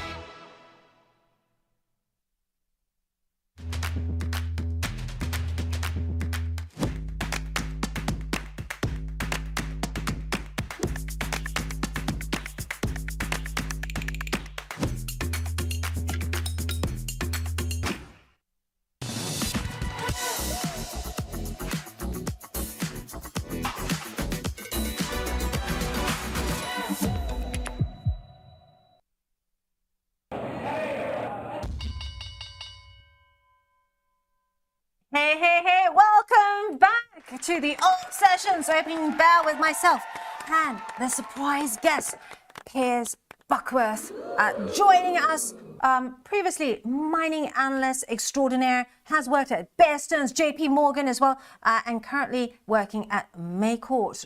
Tell us what you do at Maycourt. Maycourt, Makor. I just joined recently, actually. I was kind of setting up more. It's an equity-focused desk, but more risk arb and special situations. And my background is essentially just long-short equities, global equities, and with a sort of a tech bias to it all. Nice. And a US equity. And bias as well. and Maycourt, you said you worked in Asia before as well. Which part? Yeah, I was in Hong Kong from 2008 to 2012 with. Yeah, my Cantonese. Cantonese is limited to Enough to order beer. Ngoi Sai, Li Dao, and all the other basic moving around terms. Nice, fantastic. Which is common to all the expats who are very lazy in the local language. You must have a really high standard of food quality as well. I mean, the food there is awesome. Yeah, I mean it's wonderful. I mean it's interesting though, because I spent almost 5 years in Hong Kong and traveling throughout Asia and Southeast Asia. Where else did you go? Well, I had friends who lived in Bali and Vietnam, so we kind of on the weekends, in London, on the weekend you go to the countryside. In Hong Kong, you fly to Vietnam or Bali. Yeah. And so the food's fantastic. But in Hong Kong, funnily enough, we didn't eat much. I mean, every now and then we go to the China Club and have some really yummy dim sum, but in general, we eat sort of Western food there, but the food in general is just incredible. Yeah, everywhere. And you're spoilt now for life because of the service. Indeed, yes, exactly. Quite a different ball game to be. Yeah. On that note, all sessions are underway right now. Let's get you across the action there. It is some respite today, slightly risk on. Let's take us through the winners first. Do you want to take us through some of the winners up there? Here we go. Yeah, so here we go. We're live now. Excellent. So JD.com is up. Well, yeah, I mean, these all sessions today, as far as we're just markets are in a holding pattern until tomorrow night, and then of course on Thursday as well with the big boys. And ultimately, the market today, I think volatility. I mean, the market is so desperate to go higher. All right. I mean, we've come from an extraordinarily bearish positioning. The put call ratio was 1.8 at one point, and I was just checking it a second ago. Actually, it's come quite a long way down. But the Bears have got themselves in a bit of a pickle once again, right? I mean, we all know why. And we saw the squeeze earlier this week as well. Exactly, yeah. So it's as far as I'm concerned, we just have to get through these numbers. I mean, everyone's putting so much focus on. As they should do on these big earnings. I mean, Google, and we've had Google, we've had Tesla. Tesla obviously is kind of irrelevant and lives in its own universe and has rallied 22% just because Musk is returning to the company despite the numbers. Google, a lot of bears were talking about big slowdown in the core ad business, and to a degree that was right. It has slowed down, but it was just okay. The numbers were okay, but more importantly, their cloud and AI conversion was enough to sort of balance that out. And they've got their antitrust, of course. So if you net Google, it's kind of better than expected, but just settle the nerves for the market. And then we go into tomorrow night, obviously, which is going to be big. And I was listening to your conversation just before about earnings. And of course, the core businesses so tomorrow night we've got Meta, Microsoft, and then we've got Amazon and Apple the following evening. And the core businesses, forget Apple because that's a slightly different ballgame, but the three hyperscalers, the core businesses are going to be front and center, but the expectations come down a bit. Perhaps they could come down more, but I think it's going to be all about CapEx. I mean, there are four pillars to this market right now. Inflation expectations, earnings, US-China trade, because the rest of it's kind of muddling around. We need some progress on US and China. And then, of course, AI, CapEx, bottom-up momentum, secular growth story. And the market's very sensitive to that. So. And the CapEx is key because they have been spending, these hyperscalers, they've been spending like, there's no tomorrow. Yeah. At some point, my concern is at some point, they're going to have to stop or lessen this CapEx, right? Yeah. And we're going to see growth slow. Yeah, I mean that's clear. What's not clear, and I think what a lot of people are getting a little bit in a pickle about is the growth rates have accelerated so much. So tomorrow night we're expecting 60 to 65 billion from Meta, 80 billion from Microsoft, and that's for 2025, and 100 billion in capex from Amazon. It's been very well flagged with regard to Microsoft that they're pulling back up to and including 2 gigawatts of their capex capacity globally. There was a big broker report confirmed by Microsoft, so that's all been priced into the market. Oracle, on the other hand, are ramping theirs up, so it's a very nuanced subject. It's not just black and white. There was a report yesterday from Semi-Analysis indicating that the number might be higher from Microsoft. So we'll see. And there was also a report out expecting a cut from that 100 billion number from Amazon down. So net. Every other read you look at, though, whether it be Siemens Energy, whether it be Ashtead, whether it be United Rentals, whether it be any list of the cooling or the power generators for the AI, every read you see, TSMC, Google last week, every single read that you see indicates that net there might be some jostling at the top. The capex story for AI remains firmly intact. Now, that obviously, if that changes, and tonight we'll get a pretty good read on that, then that will cause a short-term issue for the market, I would imagine, because that's just got so much to do with the sentiment of the market. Whether Meta come down from, their core businesses are growing at like 13-14%, and Microsoft growing at 14%, and obviously the cloud businesses there have already slowed a lot, are kind of in a mature phase now. So there's not going to be any particular fireworks, I would imagine, from the core business. I think in terms of market sentiment, and in terms of what matters, it's going to be all about the capex guide.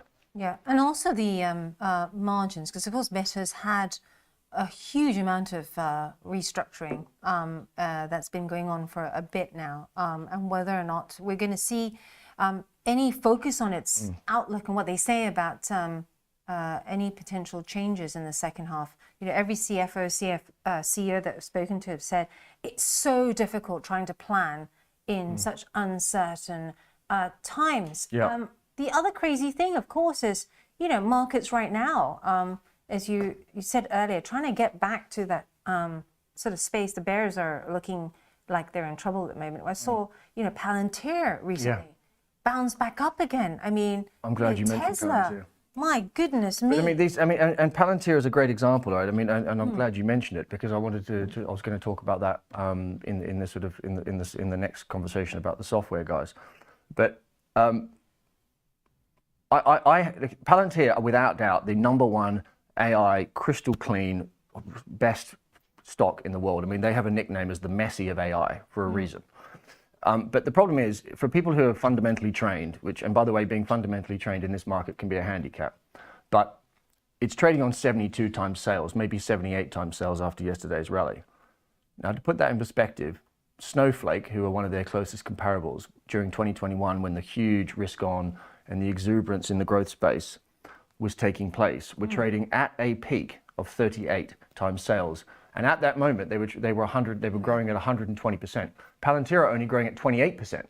So they're expensive no matter which way you slice it. But the market is, first of all, it's a big retail name as well, and we all know that what happens with retail in the short-term options market and that whole movement, which essentially supports these stocks and MicroStrategy and Palantir and the other ones that are involved in this. But fundamentally, they need to grow into this valuation, or something needs to change. Like Nvidia had their ChatGPT moment, where overnight EPS and revenue jumped by 400-500%, and then suddenly we realized why it was so expensive to begin with.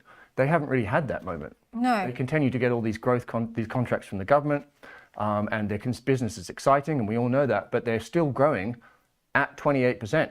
They're not growing at 120%, which is where they should be to justify that valuation. So yeah, this stock's a bit of a headache. I tried to short it on the Alpha book that I run with my company. See, to me, this chart from a technical viewpoint is heading back up to the highs we saw mid-February. I was watching that line like a hawk because, we saw some resistance there, and also there was a big concern that perhaps Palantir was going to come out with some bad outlook just before the earnings season, just to kitchen sink things a bit. But it has moved solidly up. We've seen 1, 2, 3 closes above that resistance line there. Just hearing my ear as well, we have, of course, the all sessions on the other side of play. Let's have a look. Yep. So is that on our list there? Is that in, all sessions in terms of volume? There we go. yeah, in terms of, and also what's most traded here on the IG platform. Yep. And so every day, every moment really, it Plug Power. What's Plug Power doing? Let's see, Plug Power. It's fascinating. I'll quickly touch on this stock. This is really interesting. Plug Power. There we are. There we go. Up. So up 10. Is that right? Yeah. Yeah. So this is fascinating. I'm just going to have to mention this just because I've seen it on the list. Plug Power used to trade about $70 a share. Their biggest customers are Walmart, Amazon, Home Depot, all the big box retailers. You know, the creme de la creme of the big US companies. They and you know, everyone was expecting the hydrogen fuel cell space, and these guys were the legitimate player. Since then, that story hasn't played out, and they've got balance sheet problems. So yesterday, prior to the announcement that their debt restructuring has taken place and their cash flow was better, they were trading as if they were going out of business. Literally, Chapter 11 was on the cards. So this stock could, I mean, what's it trading at now? It's trading at like 113. Yeah, sorry, $1.13. So I mean, this stock can trade back to $3, which is over 100% upside from here, in without even blinking an eyelid. It would be nothing for it to trade back there, and it's completely. I mean, this was a binary situation, right? It was either they go bust or they get their lifeline. They got their lifeline, so that's an interesting one. But yeah, I mean, the thing is that the speculative part of the market, the growth part of the market, is what's really in focus here. I mean, certainly in terms of in my world as well, which is all dominated in the US. You know, everyone piled into Europe because they were, and I'll never understand exactly what this rationale. They're piling in. I understand the fiscal argument and the defense contracts and all and the valuation and the big rotation out of US and the end of US exceptionalism and all that stuff. But the US is where all the growth companies are. And all the liquidity. And everything. The best EPS, the best management, the best innovation, the best everything. That's why they are exceptional. Trump has come and put a spanner in the works for the time being. But what I don't understand is the argument of the people who were piling into Europe, apart from the fiscal and the defense, was that it was a place to hide from the tariffs.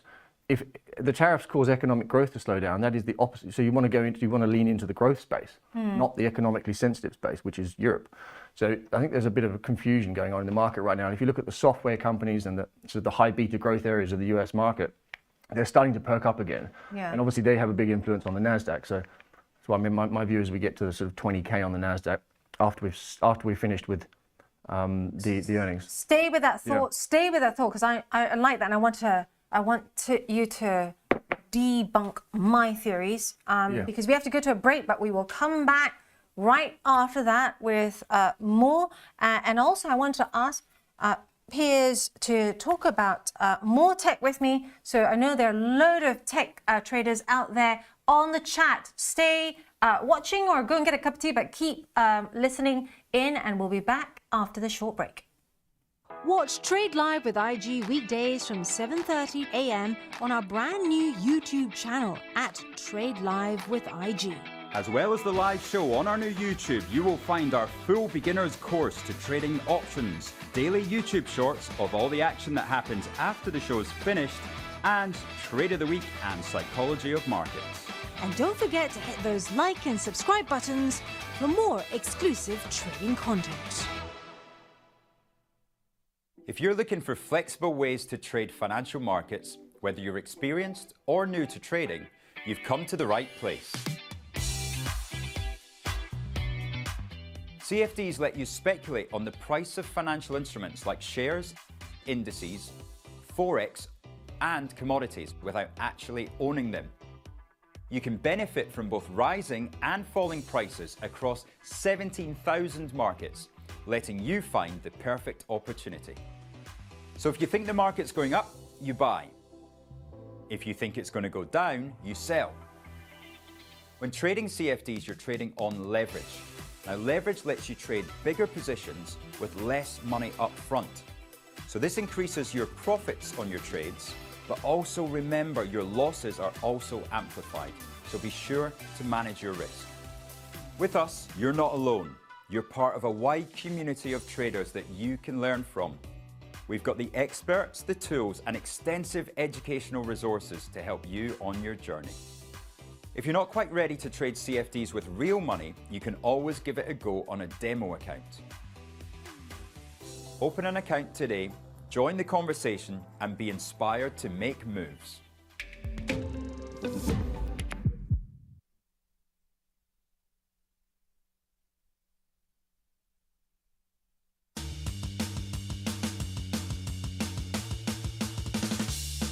Hey, welcome to the show, and here we are with Piers Buckworth to talk about tech. First of all, during the break, I said to you, I detect a slight antipodean accent. Is that right? Yeah. Born in Adelaide, Australia. I've been to Adelaide, City of Gardens. Yes, it's become when I was, when growing up in Adelaide, it was no one. I don't think anyone could spot it on a map, but it's kind of, a lot of people have kind of, within Australia at least, have kind of moved there because up into the Adelaide Hills, they've got lovely vineyards and good soil for growing wine, and it's a beautiful part of the world, but a long way away from anything else. I loved it. My dad was working, and I got to stay at the Hilton in the middle of Adelaide. Oh God, really? Yeah. We used to, you know what? That's funny. We used to go for Do they still have the free random beeline? family sort of brunches. I don't know, once every quarter or whatever it may be, at the Hilton in Adelaide, the one you're talking about. Yeah. And absolutely beautiful city called the City of Gardens. Hint is in the name. So I have a fond place for Australia in my heart. I did my bachelor's there. Also, a lot of the mining stocks are correct. Yeah. there. It used to be said that in Perth, you always knew how the economy was going just by looking at how many people working in mining were at the golf clubs. Yep, correct. And actually, funnily enough, my father used to took over a law firm many years ago from his parents in Broken Hill, which of course is Broken Hill Proprietary, which is the acronym for BHP. Which funnily enough, I was telling Rich about that. Rich is not on today, but he's a mining specialist going back many years, and so we've had. He loved his Anglos, and he loves it. That's his forte, exactly. Yeah. So taking a look at tech, we were talking about this earlier, and I have, thank you all you traders who stayed with us, because this is very close to my heart. Love tech, as you know. So my premise is, and please tell me if this is utter bollocks. Yeah. Coming into the whole Trump administration, second time round, everyone is saying, "Oh, Ange, don't you think you're a bit overweight U.S. stocks?" Coming into the Trump administration. Yeah, aren't you? Could be crazy. But I still, the only thing I took off half of was Nvidia, because October, I thought it was, when you're starting to bite on a stick. Yeah. And you're starting to feel a bit uneasy. Is that Nvidia calling me? No, it's not. It's Nvidia calling. Their chips do lots of amazing things, and I'm sure they can already hear what I'm saying. But I took half of that and put it into strong UK stocks that gave high divvy. Oh God, really? Yeah. It was actually. Do you know what? The timing of that was probably was smart, because we rotated into the value part of the world, which is exactly what the rest of the market did. So you probably did quite well on that. Well, there you go. You can see my arrow. Yeah, there we go. Smart. That was a smart trade. I felt ill at that time. Has to be said. I felt quite ill because it did go a bit higher, right? But it did. Yeah, but I mean, I think that with Nvidia, right, it's the same as many of these other companies. You need to put this in perspective. Bearing in mind, just for a bit of history, I started looking at this company because I used to do sort of one of my previous firms. More as an analyst, and AMD and Nvidia were kind of the epicenter of my world. AMD at that time was trading at $2.20 and was almost bankrupt. And then Lisa Xu came on and didn't save that, and now the rest is history. But Nvidia, similar situation, not the same balance sheet problems, but nonetheless, rewind the clock to 2013. No one has a clue at Nvidia. Nvidia focused on GPUs for game consoles, and no one knew what they were. The explosion in growth has got us to where we are now, but their growth rate has come from 500% during their chat GPT moment. Let's just get this straight, down to 78%. Now that's still growing fast. Of course it is, but that's going to come to 50, and then it's going to get to 30, which is the more mature growth rates. Are you quoting Fibonacci to me? A slight Fibonacci. Yeah, no, but 1.8. yeah, exactly. But so I think Nvidia needs to be kept in context. I mean, the knee-jerk reaction from everyone, mostly from people who haven't called this for many years and have just jumped on the bandwagon. Yeah. The knee-jerk reaction is buy Nvidia dips, buy Nvidia dips, buy Nvidia dips. But there's much better things to buy, right? That are growing faster. Yeah. You know, a Snowflake or a CrowdStrike or a Cloudflare, slightly less known names, but growth rates are cleaner, growth trajectory is cleaner, competition's going less, and you might question what I mean by that, because these guys are the kings in GPU accelerators. Yeah, they still got the moat. But AMD are coming for them on the margin, and it's an open question as to what China's doing. China claim that the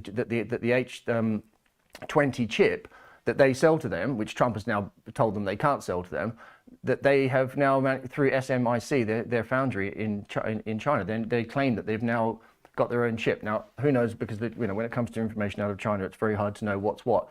But on the margin, the huge moat that they have around the GPU accelerators is being attacked from all angles. And I'm not by any means saying sell Nvidia, but I'm just saying that there are other things to look at that are far less in the bullseye of competitors and tariffs and policy. So maybe a hold and expand trades elsewhere. Yeah, I mean Broadcom, right? Broadcom and Nvidia are the two head-to-head, big, large super cap who are in the similar but not identical businesses. One trades on 18 times forward. My memory, I think I've Broadcom, and That's on the weekly chart. yeah, there we go. And Broadcom's like the Google, right? Yeah. It's like the Google of Mag 7. I'm sorry, it's the Google of semiconductors, right? Massive. It's in all the right areas, but it's just got the valuation support. And I'd be shocked if they don't have a decent report. They're also very diversified as well, right? They've got 6 different product lines. So Broadcom for me they're less sexy than Nvidia, but if you want to buy Nvidia, you may as well just buy that because it's just easier. And then if you want to buy GPU accelerators, don't get me started on AMD, because anyone who's watching who knows me is going to laugh, because I've been banging on about this for ages, but it's trading on 12 times forward with 28% growth, for Christ's sake. I mean, these guys are being discounted as if they're not going to make any inroads into Nvidia or the GPU business accelerators at all, despite the fact they're the only company in the world, apart from Nvidia, that make GPU accelerators. Lisa Xu is just as good as Jensen Huang. She's a genius. She's rebuilt this company. They have the technology. They have the customers. They just won the Google Cloud contract, by the way. Technically, it's right down on the lows. Valuation, it's down the lows. The market, who don't normally know what they're talking about with their stock, the analysts just chase each other up and chase each other down, and then they say something and then they change their minds again. So yeah, this is in a good spot. I'd buy that over Nvidia right now any day of the week. Interestingly enough, I have been looking at AMD. Lisa Xu's she's got Taiwanese heritage as well, right? Fascinating. I've heard her speak before, and I also watch all of the NVIDIA presses every time it comes on. Strangely enough, it always coincides with dinner time over here. Yeah, correct. Well, welcome to my world. I'm sitting at my desk till 9 p.m. every night. To the US. Yeah, and my God, Jensen Huang can talk.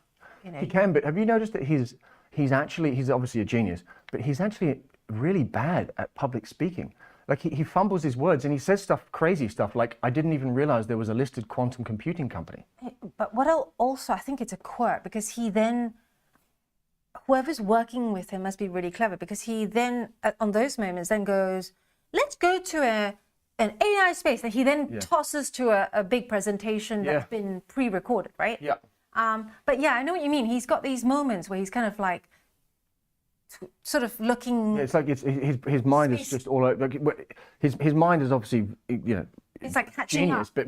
but when he's speaking, it's quite broken, quite hard to follow, and I actually find it quite painful watching his the Nvidia conference they do, right, which is now called the Super Bowl of whatever it is. Some people in the US have Nvidia parties. Did you know? Yeah, I know. It's a little bit cringy, to be honest with you. The Nvidia earnings party. But the GTC conference, which is hosted by Nvidia, which had 120,000 people who were trying to get into it or something insane. It's basically like the Super Bowl of tech. His presentation was just hard to listen to. But I think one of the interesting, whilst we're on that subject, one of the interesting takeaways from that was are we all right for time? Yeah, we're good. I was gonna put a theory too, but finish. Go. I was just going to say, NVIDIA is kind of, we all kind of know what's going on in NVIDIA, right? We're reaching a semi-mature stage, and we have to wait and see on tariffs, and we have to wait and see on GPU accelerators in China. But the growth engines are not going to be that going forward. It's going to be quantum, which he's now put on. He's gone from last quarter saying teraflops. Every time he says teraflops. Yeah, exactly. Yeah. He loves that. He loves that. But he went from saying quantum, a direct quote, I didn't realize there was a listed quantum computer company last quarter, to this quarter, publicly saying, sorry, I made a mistake. Obviously, IONQ and all these other names, IONQ in particular, was a $7 billion market cap. And he took it one step further. He set up a research division within NVIDIA purely to focus on quantum. So put quantum back on the map. And here we are, and we've only just met for a grand total of 5 minutes. Here is my quantum watch list, people. So this was not made in advance. There she is, quantum IONQ. Number two is the one which I think is the winner. Yeah. And I just say that because they have a hell of a, like, if you look at these stocks. Yes.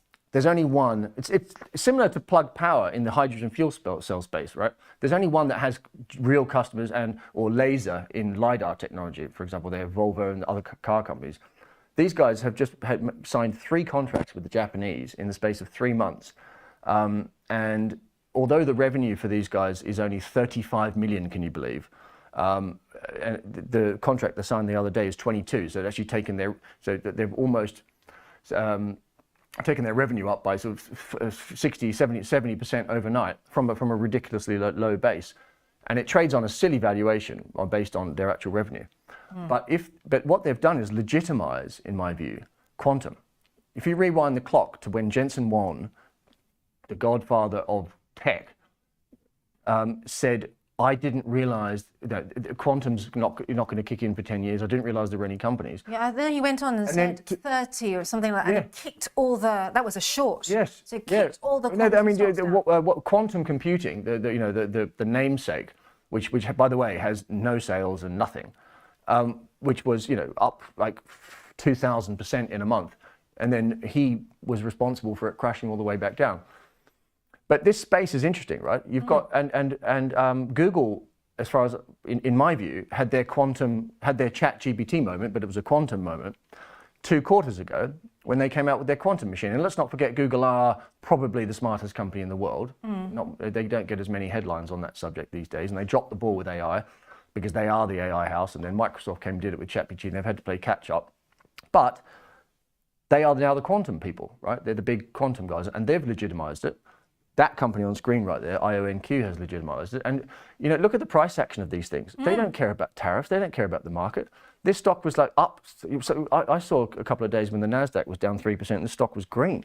Right? These are the sort of micro themes that are bubbling on under the surface in the US market, which I actually quite like to focus on. I have a feeling Plug Power is green as well on that April 2nd day. I have to recheck. I'd like to know. I can't wait to see where that trades today. I think that could be up 40% today. It's only up 10 so far. Yeah, but also the other key reason why I think IonQ is worthwhile taking a look at if you haven't already traded this is because, look at the big names that have invested money in this, the BlackRocks, the Morgan Stanleys, the Vanguards. But also, this is a good watch list to have, trader friends, because if you looked at it closely after the Trump came to power, they all rose. They also, interestingly enough, give us a good indication of what might happen whenever Jensen Huang is speaking, whenever Lisa Xu is speaking. If they say anything related with quantum computing, these stocks tend to move. So sensitive. Yeah, they're very sensitive. And the nature of this beast is that these are also big retail stocks. And by retail, I mean the new world of markets we live in, right? There's an army of retail people, and it takes 3 seconds for them to focus their attention on something. the short-dated options, and up we go. Yeah. And there's certain things that are very sensitive to it, and this is right at the top of the list. Totally. Now, we got some really clever questions coming on the list. Yep. Thanks very much, Terence. Funky, given that, saying, hey, Ange, do you think the Huawei AI chip introduction will impact NVIDIA? This is a really good question. I have been keeping an eye on this. I assume you're talking about the 910D Ascend. This is Huawei's most ambitious processor yet. What I would say is, in this space, what will actually mean who gets to the top is actually who gets to sell to the US, right? So if we have sanctions, more things in place. Good luck with that. You know, yeah, good luck with that. But if all that does not hold Huawei back, then I think that it has got some power behind it and potentially to grow as fast, if not faster than NVIDIA, because don't forget, it's all these Chinese tech giants like your Baidu, your Alibabas, they're all using these chips as well. And of course, you know, like the companies behind ByteDance, and it's already starting to gain traction there. It's also backed, of course, by sovereign money, right? China is backing these chips. I think the number, more than $300 billion is what China is putting behind its chip fund. I'll just say one thing on that, though, is that the Chinese have, you know, the modern war is a tech war, right? Whoever wins it wins. And the US and China are head to head in that war, and they know that the stakes are very high. And the Chinese have spent a fortune, hundreds of billions of dollars, trying to come up with their own system on chip, which is, let's say, Qualcomm, for example, Qualcomm Snapdragon chip, which runs this. And runs most of the Asian mobile phones as well, because the MediaTek, which is the only company in Asia that makes a chip which runs these phones, the modem, it's at this stage inferior. SMIC claim that, and Huawei on this subject claim that they've come up with a chip to rival the H20, and the list goes on. But at the end of the day, 95% of the control in the semiconductor world is in the US. The Chinese can say whatever they want to say, and they can throw as much money and however much money they want, but have they managed to achieve the computing power? And the answer is no, not yet. I think we might be on the cusp of it, but it's hard to tell, right? Yeah. I mean, we keep getting these claims that they've got DeepSeek that's running it faster and more cheaply, and they've got Huawei saying that they're working to get the H20 chip rivals, and etc. But the evidence isn't there yet. And I suppose going back to your point, the question is, how would that work out on a trade basis, selling their chips into the United States? Under this administration, it's going to be a tricky one. I quite like the whole kind of, you know, they're developing their own cheaper, faster AI thing, because to me the whole thing just stimulates more growth, right? Yeah. Well, more chips. We need more. You know, we need more servers. We need more data storage. We need more data centers. More. That's that point. Everything. So that's my thesis. You're not going to say it's utter bollocks. No, that is the thesis. I couldn't agree with you anymore. And let me just quickly expand on that. Everyone's been trying to buy the picks and shovels in the gold rush for software and now AI, and NVIDIA is the flagship for that. But there's a lot of, they're under attack in many ways, a lot of those companies. If you focus, the pie is growing, as you just said. It doesn't matter whether China's doing it or the US is doing it. The demand for data analytics, cloud storage, and cloud, and more importantly, cloud security, those three things, those are completely and utterly, they don't care about what the borders, they just care about the global pie. And the companies that service those things, like take Cloudflare, for example, right? Cloudflare, ticker NETUS, they focus on their content delivery network, CDN, which basically means they control and optimize and make the speed at which data is transferred from one place to another, the speed of the internet, the plumbing of the internet, whilst at the same time being a cybersecurity company, right? Their growth is off the charts. That pie, which is and the security part of that, is only going to get bigger. Same goes for Snowflake, who are data analytics, and Palantir. And Palantir. I hate to keep saying Palantir, but they are in the bloody epicenter because they are the analytical. You know, Snowflake is mainly stored in the cloud, whereas Palantir are really the AI smarter part of that equation. But the point being, I couldn't agree more with what you just said. The pie is growing. It's just a matter of which angle are you going to come out of it and which players are you going to go with. Software, for me, is the no-brainer. They have no balance sheet problems. They have no tariff problems. They have a hugely expanding demand profile. across multiple borders, and they're not in the firing line. Everyone's focusing on Mag 7 and Nvidia. I'd be focusing on what's in that software ETF. And if you look at the names on that software ETF, the US software ETF, IGV, and it's laughable. I mean, there's 30 of them. They're just high quality, large cap companies. In Europe, you'd be lucky to put 2 of those together. So the conversation about the end of US exceptionalism, it just doesn't wash with me at all. Right now, Trump is putting a spanner in the works. I get that. But by year 4, medium term, everyone's going to return to growth, return to the best management, the best innovation, the best growth, the best everything. And because tech is not going away, right? I mean, this is where the growth is. Yeah, I completely agree with the software. I also like the whole data center play. Every time I go to Asia, I take a look at the leaps and bounds there when it comes to the technology that they use. I mean, you know this, and never mind tech, just think about the sheer number of pictures each person takes there in general. Yeah. That is going to take a huge amount of server data storage, server centers, right? And also computing space, because, you know, I'm sure at some point, if not already, I know that my friends in California are going, oh, that's fantastic. They pay a certain amount so that you can have a thing that cleans your phone and manages your storage so you don't have to go through it one by one. But, you know, all this, and you walk into a store in some parts of Asia, it tells you exactly what deals, and it has a push notification to your phone, so you don't have to look for any sort of like deals or anything like that you might get. And for example, John Lewis vouchers. I don't know whether you use John Lewis here. Rather than sending me paper vouchers, I get a push notification if I were over there, straight to my phone. We've got a question from R. Sachs here. R. Sachs, one of our keen traders. She's also one of our top female traders as well. Let's have a look at the chat. Asking what you think about Rocket Lab. Rocket Lab, of course, a component as well of the Han ETF US Global JETS UCITS. Called JETS, I think, off the top of my head. There we are. It is called JETS. I do like their naming convention at Hunt ETF. Very easy to remember there. Just taking a look at this, we saw a high RSAX around mid-January there, but it has slipped down quite a way. Let me just get my measuring tool up there to have a quick look for you. And we are now down some 27%. What's this market come off? This is the US Global JETS ETF. Oh, yeah.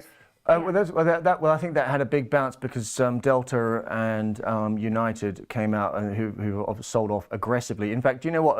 I was looking at this a few weeks ago. The drawdown that we saw in the US, I mean, obviously there was a big rally prior to this. The drawdown that we saw during the market sell-off was equal to, in magnitude, to the drawdown we saw during COVID. And by the way, last time I checked, aeroplanes were still in the sky.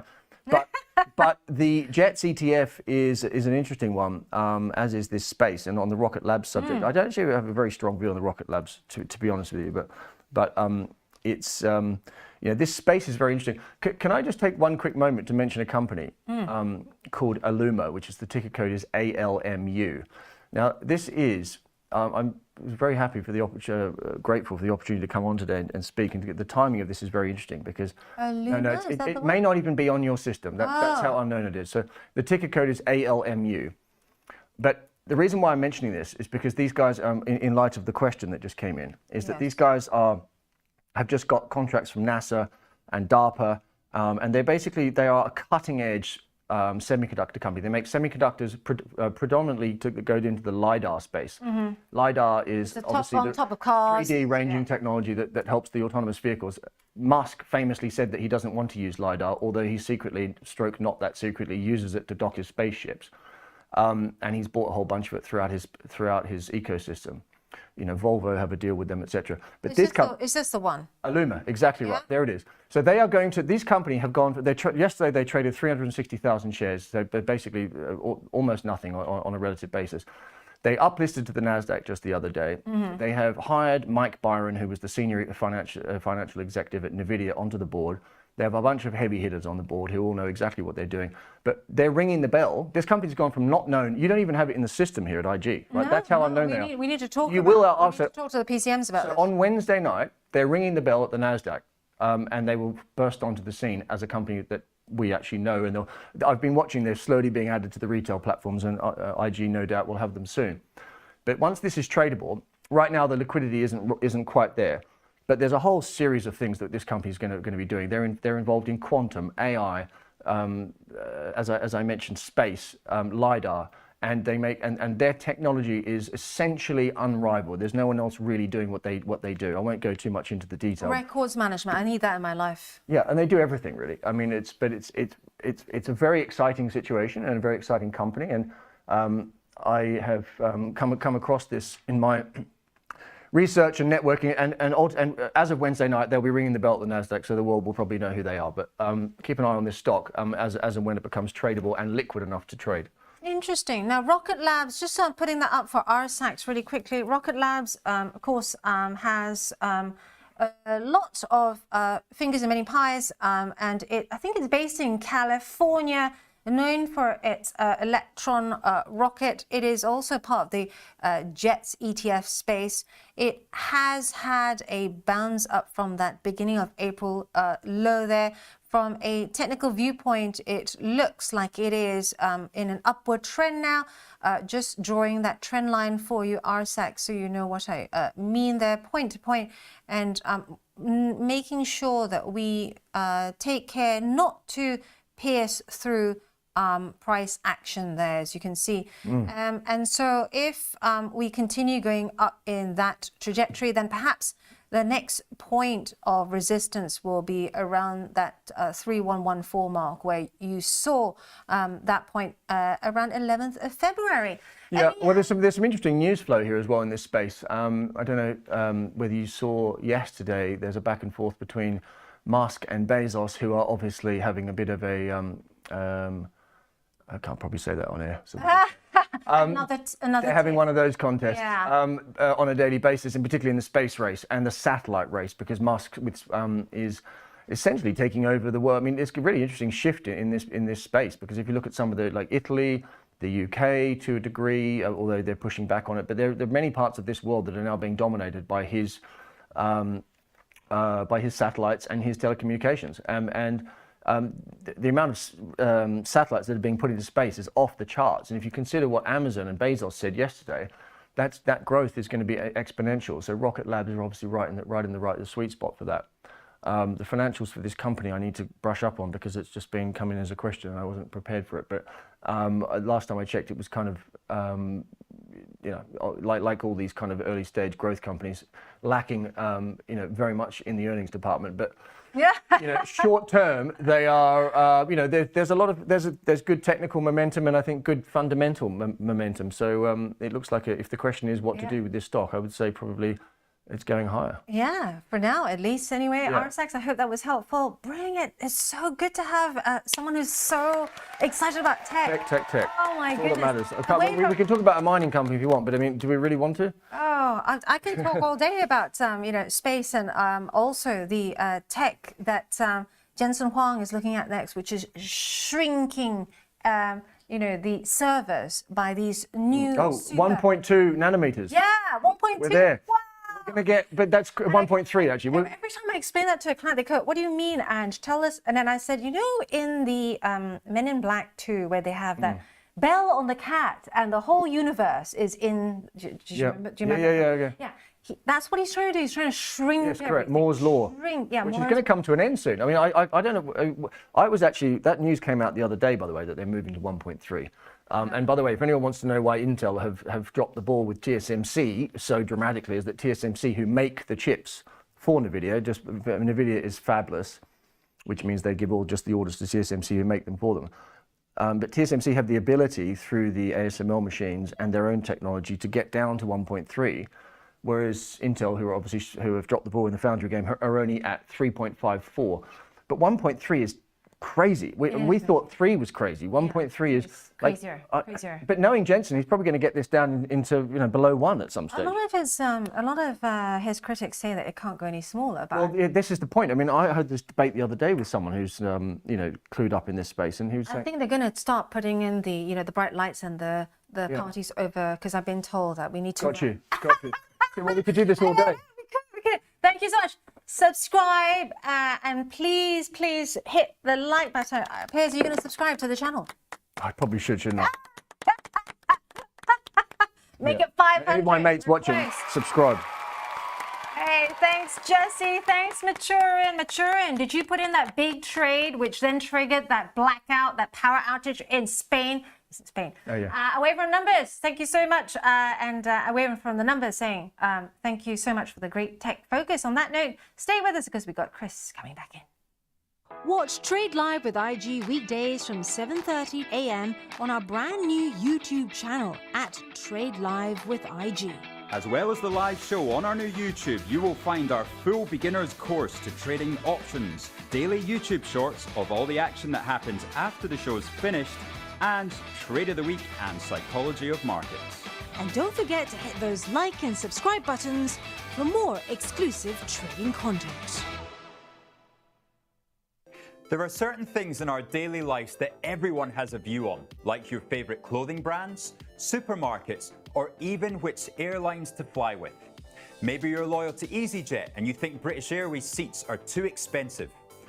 Or you'll never shop at Tesco's again because Marks & Spencer's food offering has won you over. Now, what if you could use these views to try and spot opportunities in the markets? Let's talk about pair trading. It's a way to trade that focuses on the share price relationship between two similar stocks rather than taking a view on the market as a whole. Here's how it works. Take Nike and Adidas, for example. Now, some people think that Nike has gone out of fashion recently, but maybe you believe in a brand recovery over the medium term. On the other hand, Adidas Samba and Spezial shoes have been incredibly popular recently. But have sales peaked with this trend? As a trader, you could go long on Nike, expecting its share price to rebound over the coming months. Also, alongside that, you could go short on Adidas, expecting it to cool off after its big run in the last 12 months. It all depends on how you would like to express your own personal view on two companies. But keep in mind how quickly trends can shift. Remember when Under Armour rose to popularity fast, along with its share price. But then they spent most of their profits on celebrity partnerships and their share price performance flopped. Now, this doesn't just apply to clothing brands. Think of Tesco's and Sainsbury's in the supermarket space. Two companies that often move together. Now, if one outperforms the other unexpectedly, pair trading could let you capitalize on what could be a short-term difference. Because the beauty of pair trading is that it's market neutral. If the whole market drops, as long as the gap between your chosen pair narrows, you could still see an opportunity. But don't forget, always research why prices are diverging so you're not caught out by unexpected trends or their financial results. Do you want to give pair trading a try? Start simple. Test it out on a demo account first. It's a great way to learn the strategy without taking on real risk. And on IG's platform, you can explore similar trades easily with access to the tools that you need and further education on the IG Academy.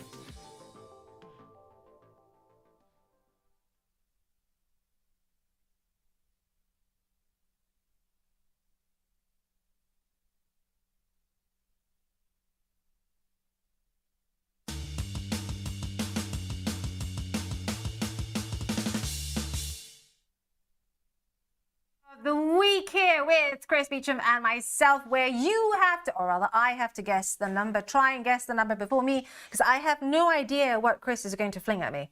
Go on then, Chris. The number of the week this week is 6.3%.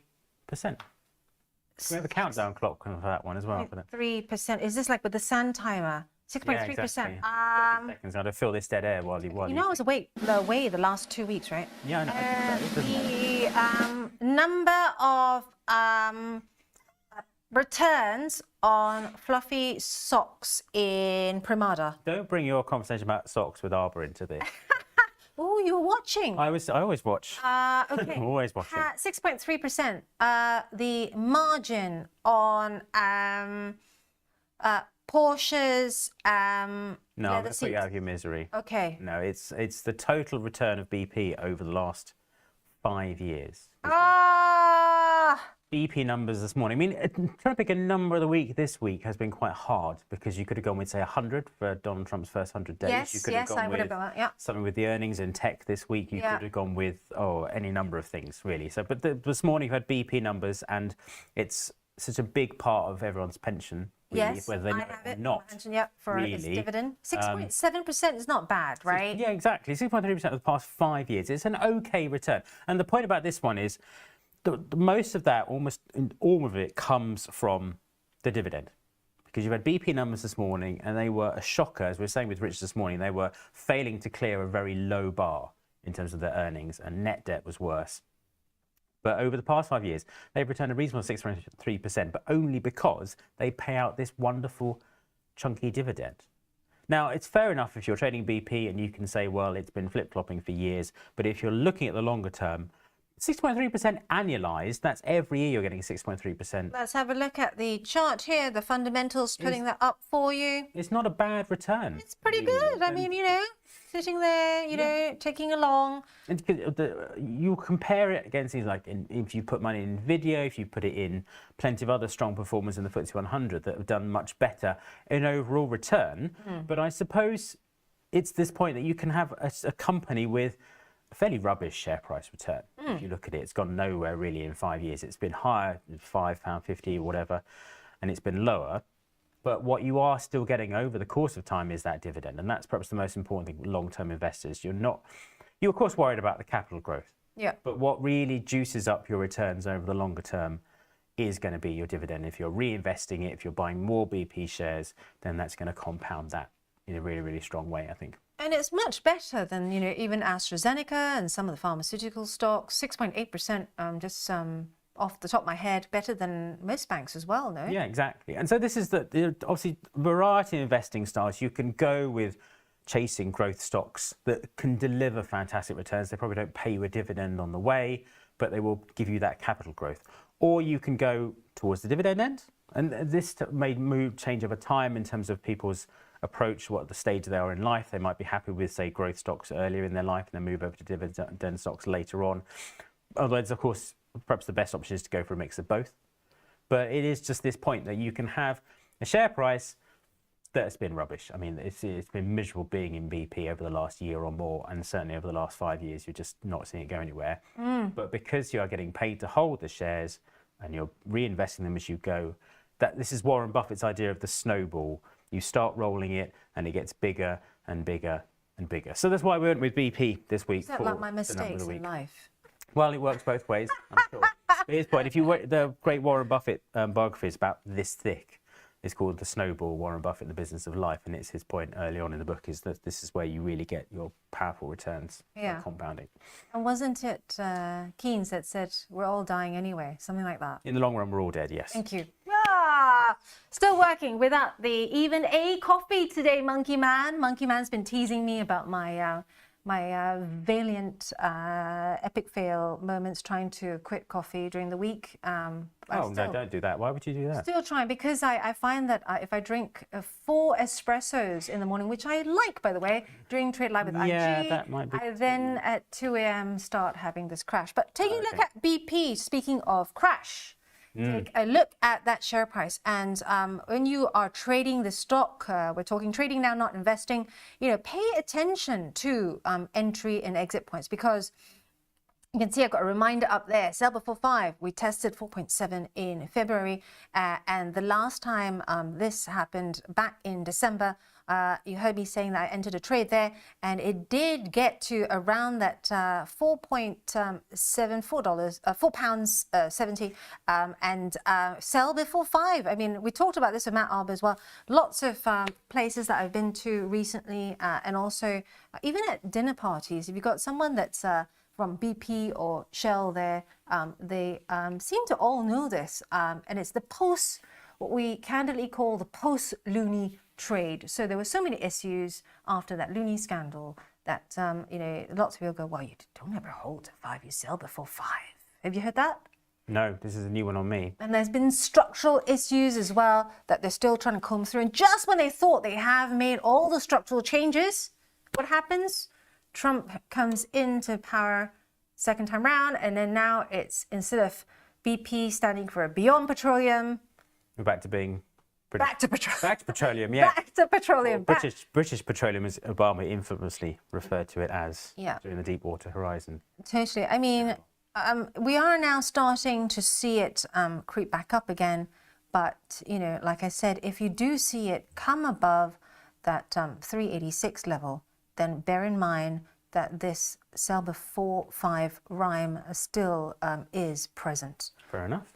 In terms of BP and the wider sector, interestingly enough as well, those that have gone for the ExxonMobils, the Chevrons, are kind of doing this right now, right? Yeah. 10 years ago, you know, they were the ones that we saw this bifurcation. The US oil majors went for what the oil sector people called the moonshot strategy.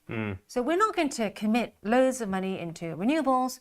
We're going to go for the moonshot strategies. So putting several million into carbon capture strategies, putting several million into perhaps, you know, some sort of new technology that can, what is it they were calling at that time? You are very good at technical words. The escape of fuel at the top of the gas funnels, because there's always leakage. Carbon capture. No, they have these drones that go around. Oh, right. Not a clue. Because there is always leakage, right? So they're trying to figure out ways of how to make it more efficient, so you don't have leakage of this gas they could sell right into the atmosphere. Okay, so it's sort of fractional improvements. Yes. Yes, right. Whereas the BPs and the Shells, as we know, went for the renewables play. And now it is looking quite difficult for them. I mean, they have said... You're a master of understatement. Facing the unwinding of their entire strategy, really, and that's going to be painful. I love how you get my dry humour. Most people don't. No, it's dry humour is a very dangerous thing. They think I'm being rude. Yes, yeah, it can play out very badly. Trust me. Not for you, because you're English. No, you if can you wing use the the wrong thing. person, Whereas I'm not, and I get really weird looks, especially in Asia, when I forget and I get recultural shock. Yeah. And then in America, it doesn't play. No, they're very slapstick, very, very kind of obvious humour, and so they give me this strange look, like we've wandered off. Strange. Gone off piece from BP dividends, but yes. Lots of people coming in on the chat there. Crazy Metal Detecting saying, "I wouldn't touch plug power, as Yorkville will be the kiss of death." Would love you to explain that a bit more. Loving it. Well, you've done amphetamines this morning, so that's the key one. Tick that as well. Thank you very much. Great session, guys. I love tech. We talk a lot of tech sometimes as well. I come over to Chris and make him test some of the tech. I'm going to take him on when I get my invitation from BYD. You're coming, though, yes. Yeah, you're coming with the car. Me. Yeah. The last time I test drove the Polestar, it was with someone who just bought it a week ago. Real story. He was very trustworthy. I was very safe. See? Safe driver. Yeah. It's reassuring. So on that note, BP counting down to a week of mega earnings there. Chris, key ones that you're watching out for? Oh, it's just all at once. There's so many, really. That's the problem with the earnings season. They all come through at the same time. Earnings season has gone okay. I think there's a sense that maybe for the moment it will continue just to give that drift higher in markets, because you get the sense, I've been saying this for ages, that this earnings season kind of isn't the important one because the other shoe hasn't dropped in terms of economic data. So it's almost like we don't care about this earnings season because it's about the pre-tariff world that existed before April the 2nd. It's almost as though it's not important. What you did then doesn't matter. What's going to happen next? And we're only just beginning. But this could be a good one to show people if you get the yes but no. So I was saying this week you get the yes, beat or meet, and then several sentences later, sometimes hidden in the penultimate paragraph, the no, which is the either something on tariffs or something on outlook. and that's going to cause the shares to move lower. 180 S&P 500 components reporting this week. Of course, mega caps, if you're trading the indices, be aware that Nvidia and Amazon could have an outsized weightage on S&P and NASDAQ. They're playing the goodbye music now, but for all of you that want to continue this chat, you can find us on Twitter. You can find me on Twitter at least. And also, make sure you hit the subscribe and like button to... Discord is coming soon. Hit the like and subscribe button so we can get a new bell. On that note, see you guys tomorrow. Bye-bye.